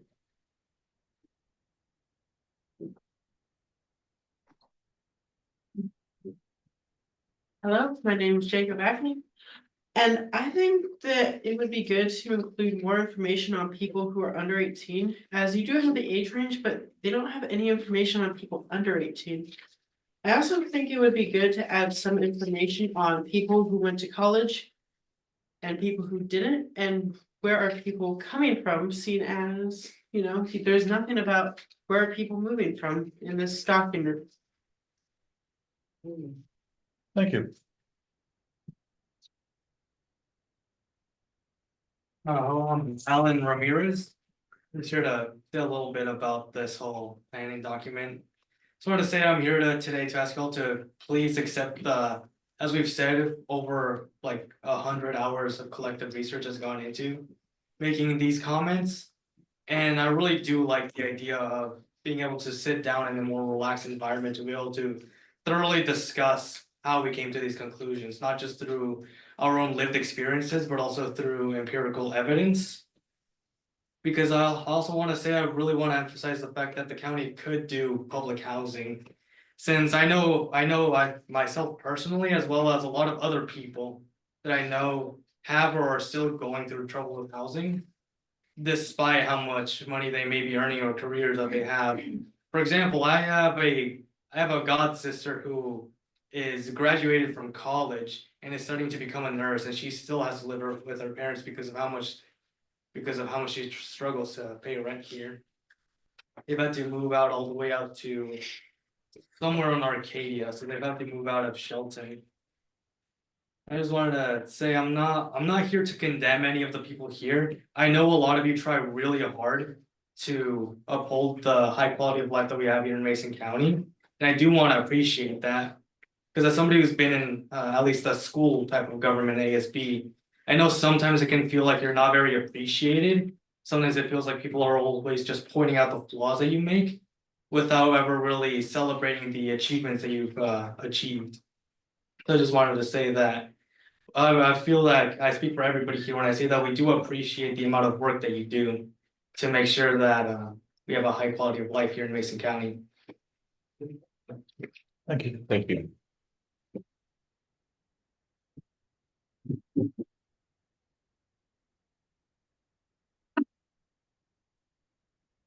My name is Peggy Morrell. I live in Union. So when I look at the public comment matrix and I see represented the Washington Department of Fish and Wildlife, Historic Preservation Commission, Squaxin Island Tribe, 2 members of the public, Mason County Climate Justice, I think about those whose comments are missing.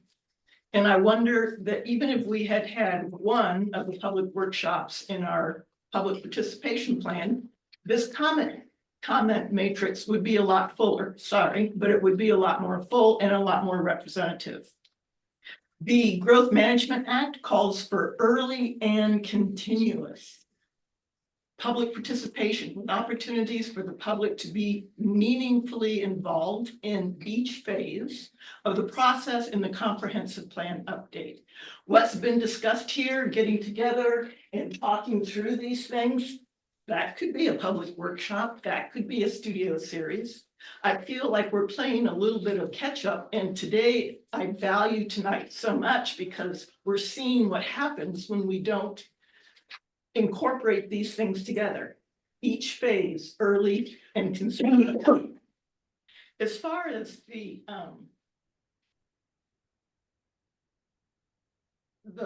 some of the where, as a planner, where do you get your ground truth for starting some of these investigations into the climate resilience plan, or even being able to analyze or consider some of the comments that were made?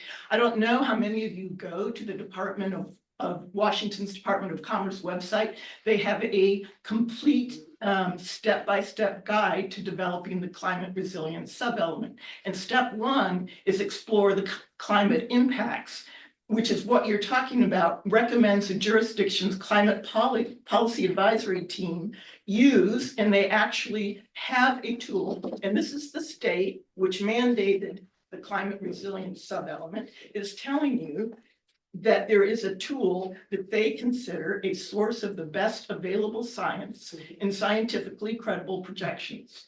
So everyone will be starting using this tool, using the same source for doing what you're struggling to even think about, which is analyze the impacts in Mason County of a changing climate. It also says on that website, development of the climate resilience sub-element will take roughly 12 months to develop and adopt as part of a broader comprehensive plan update. So I'm not sure if I misunderstood, but did you say in April on your timeline, which I understand is a draft? Did you say in April of 2025 is when we're going to address the climate plan? That's when this group would start looking at it. There's the separate CPAC group. Okay, so And we have where is somebody- this plan? Oh, There's somebody that we've assigned as a project manager from SCJ Alliance. We're gonna be having a meeting soon with the county to determine when to have the first meeting, to begin using that very tool that you were talking about. Okay, so that might be a place for you to check out. It's called the University of Washington Climate Impact, the Climate Mapping for a Resilient Washington, the CMRW web tool, as a source of the best available science and scientifically credible projections. Then I ask that the public be involved with whoever on your team is going to be handling this early and consistently. Thank you. Thank you.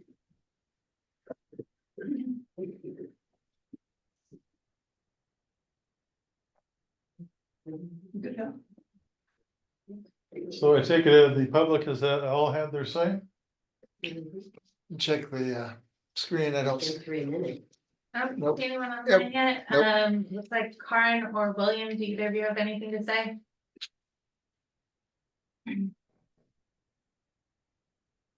No, okay. Not at this time, thank you. And I don't have anything else. Okay, we've had input from staff, we've had input from consultant, we've had input from the commission and the public. Okay, guys. I think as we discussed earlier, I'm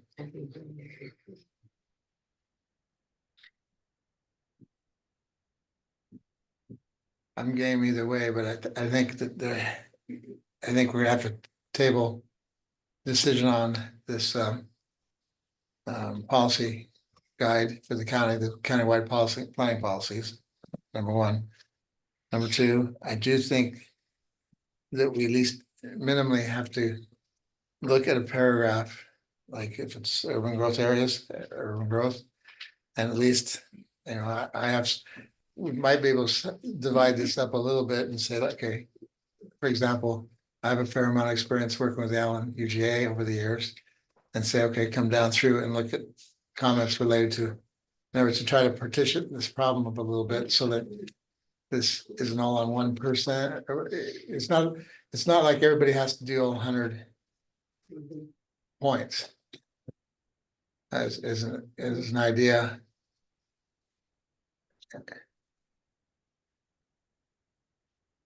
Sorry, that's all I got so far. Well, we were told by staff that we have to do something tonight. I'd say, first of all, bottom line, we call the shot. However the shot comes. I know, I get it, but I'm saying I cannot rubber stamp this as it is right now. What I heard was, not that we have to do it tonight, but we have to do this before we can actually go into the comprehensive plan. I agree. But I hadn't thought of what Gail had said. There's the old story, guy's cutting lumber. And he's backed up because the saw is dull. Someone says, well, why don't you sharpen your saw? I don't have time, I got all this lumber to, so. Yeah, I think we need to do this right thoroughly, so you understand it cold. And my belief right now is if we do that, that frees us up when we get to the comprehensive plan and we'll go quicker. Because we understand this, we agree with it, we know what the direction is. But that's just me. Well, Couple of thoughts. One, thank you everyone for your comments. And Ms. Morel, Peggy, your comments missing absolutely reverberates with me great. Because that was one of my questions early on. Where is the public involvement here? Rest of the You know, and I think that's very important when we start to ask some of these questions. There's some very, to me, very policy elements in here. And if we say, regardless of what the decision is and the path forward, it affects us as a community, to pull your words there, Julianne, you know, and it affects, you know, our youth that will very quickly be us sitting here at this table. And, you know, so I think it is, you know, we need to have the right discussion, but part of the challenge is we have a lot of members just aren't represented here. A lot of our population is not represented here from all groups. I also haven't gotten through, like I said, about the first 15 pages. Very frankly, some of the comments I don't think are all that easy to disposition. I could, for myself, you know, go through and probably, you know, 2/3 or better are going to be, you know, staff recommendation next. Some of them are going to be more complicated. I do appreciate also the, you know, UW CRMW web tool. I'll go Google that and see what comes up. If not, I can find the phone number and we'll figure it out. But I really, you know, when we start talking, yeah, people have talked to me, the RCW is quite clear, and it uses the word, I believe, require. I've not read it. I'm taking it from what people have told me, and I'm just going to assume my memory is correct. If I'm misstating some, That's my mistake. It's not the person trying to communicate to me. But if we have good models on what climate change means with regards to sea level, with regards to smoke, with regards to whatever, what is that? We need to put that in front of our people so they understand sea rise is going to be 5 centimeters or is it 5 meters? I have no clue. Okay, I'm guessing it's not the latter. Okay, but what is it we're trying to put our arms around, particularly when we say, and we have to be required to respond to it? There's a price tag associated with that, and we have to be mindful of that. Because that'll definitely affect our young folk. And I don't look at you that young, I mean, but you know, you're quickly gonna be totally engaged, you know, more than you are today. You know, and I don't know, I just. You know, Bob, what I think I can do is get through the 56 pages. It'll probably take me a couple of weeks with other things going on. And be able to say yay, nay, you know, basically I accept as is, or hey, I have a question. And that might get us to a short list if people can do that. I suspect we would have similar, yeah, we accept staff recommendation because it's equal across the board. But to Peggy's point, what's missing? Who's missing? Yeah, who's missing in all this? And I don't know. I have no idea how to address that one at this stage. Yeah, we can only do. Okay, Terry, what do you think? I've been reading through this public comment on page 27 while you guys were working on it. It's pretty robust. So I think it needs more time. Okay. What do you think, Brad? Yep, can't make a decision tonight. Again, I would like to get this spreadsheet in an Excel format so I can filter it to make it less complex. Find like symbols or like data in it Is it before possible? I'm not going to waste my time trying to dig through this PDF file. So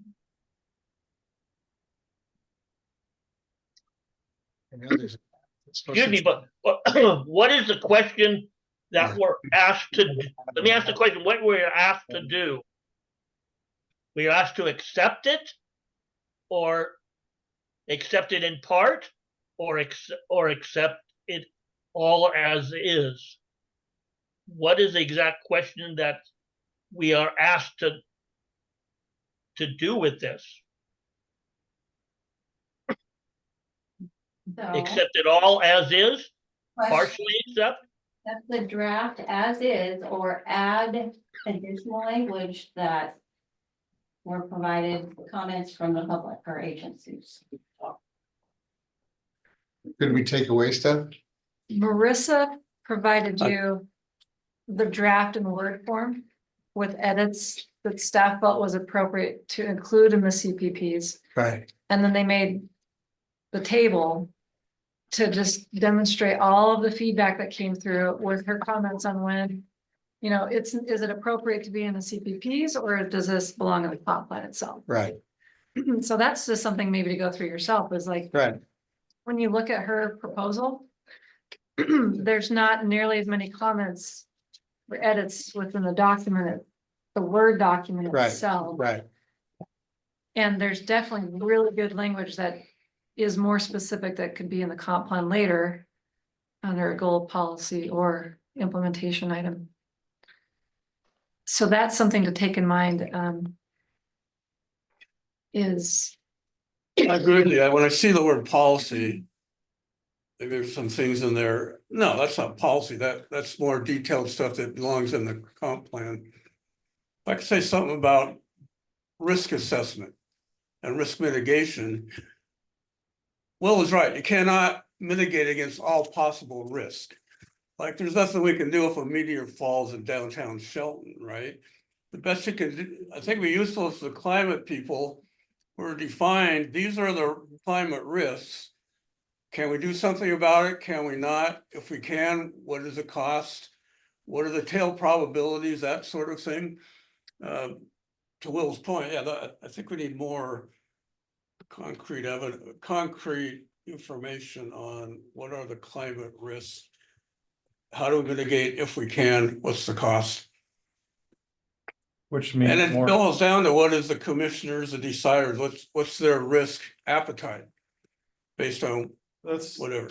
the thing is what we're up against is, do we accept or reject what we were provided to us by staff? Okay, Or modify maybe. how much time do we want to spend? And with what? Because you have to have access to the file to do any revisions, right? Kirsten? Is that correct? Kirsten, yeah. Okay. The Word file, does that include the comments from public? Some, Not necessarily. Okay. it's not complete. She, Marissa made the final version, because she's the one that took in the large bulk from Mason County Climate Risks Group. I had made the revisions based on all the other feedback. But what she did do within the comments on the side, sorry about that. It will tell you like it was addressed in the matrix, like if she added some language. So what I'm envisioning right now, I can see you guys going down a path of wanting to table it. Is working with Marissa Really? to find a way to take the information in the table and show you what should be in the comprehensive plan versus the countywide planning policies.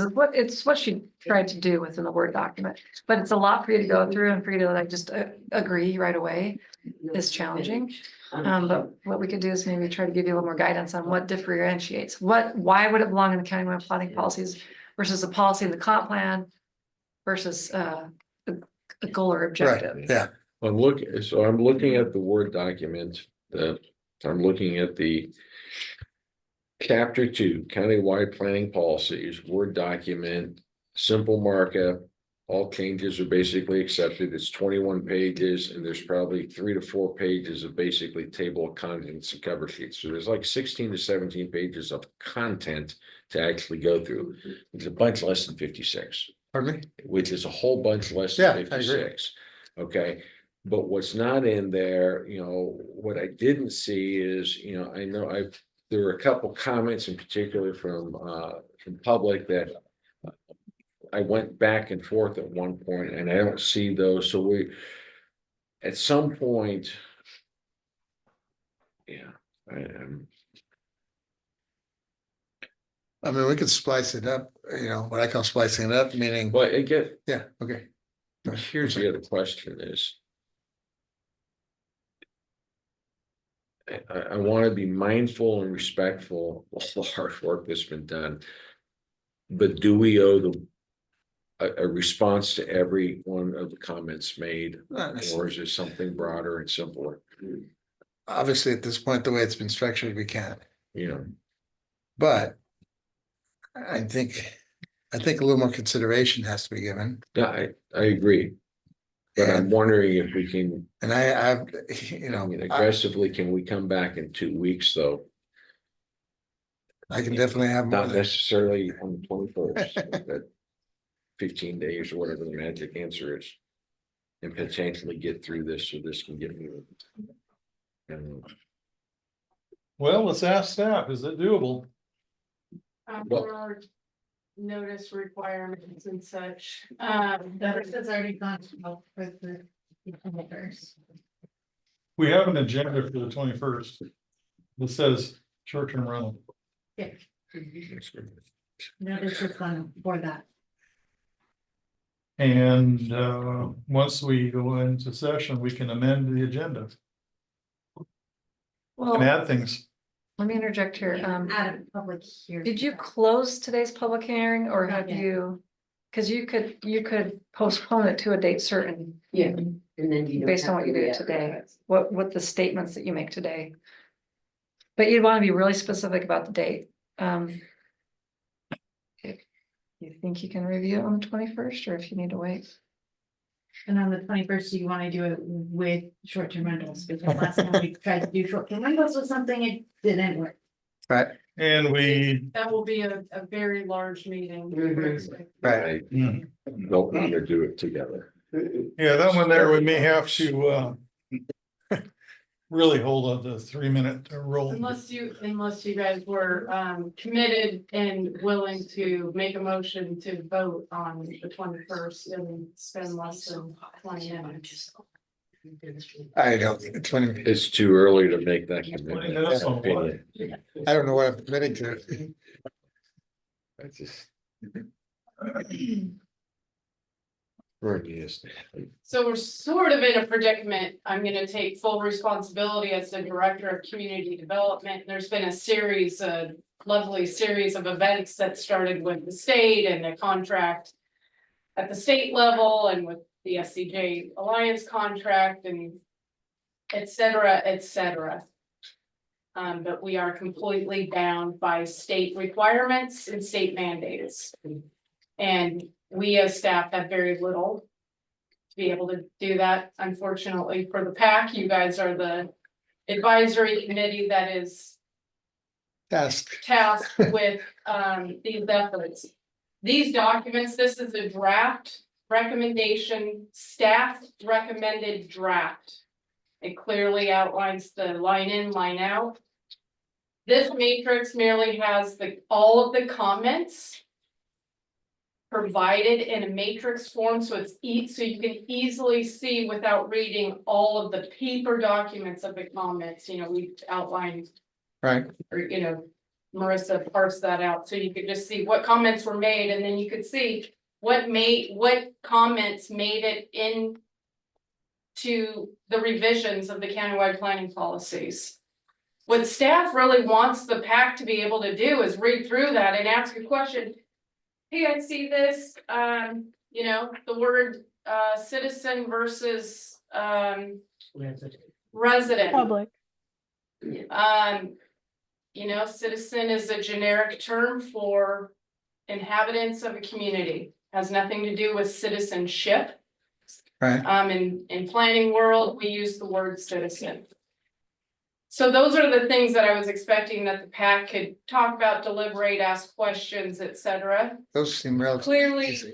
we didn't have enough time to go through all this because we received these late and they were put out and you've got a lot to forward, but I'm just throwing out there that every time we delay, you know, not only was there a delay in the state contract and the consultant contract, now we're, you know, delaying, so. But you can't use the PAC as the. No, I know that, I'm saying, I think Kirsten and Marissa and I really need to plan, that's why I'm saying, I'm taking self-responsibility, I'm just throwing you out the reality of our situation. Sure. And we need to figure out a plan on how we can get moving forward and get back on track.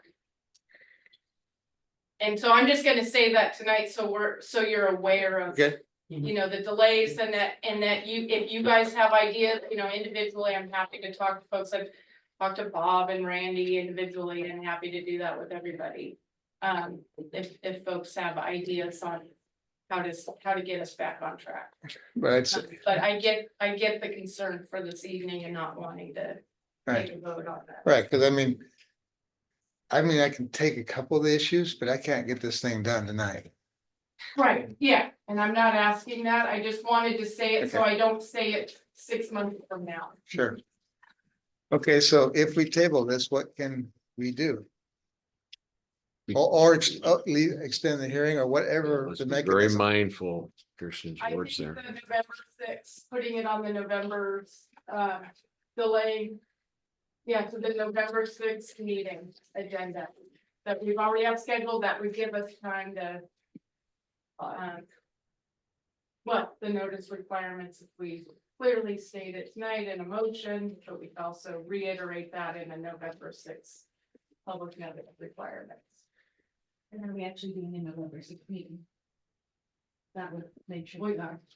Right, but you'd have to decide, because that is a special meeting and it is on a Wednesday night, which is not a normal weeknight that we.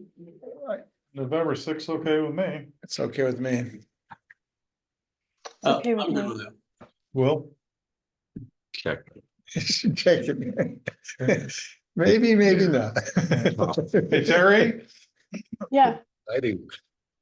you heard, you said, I said it's okay with me for the November 6th. okay, and Brad?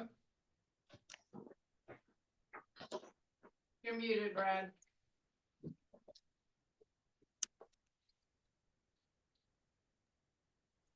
November sixth, I guess.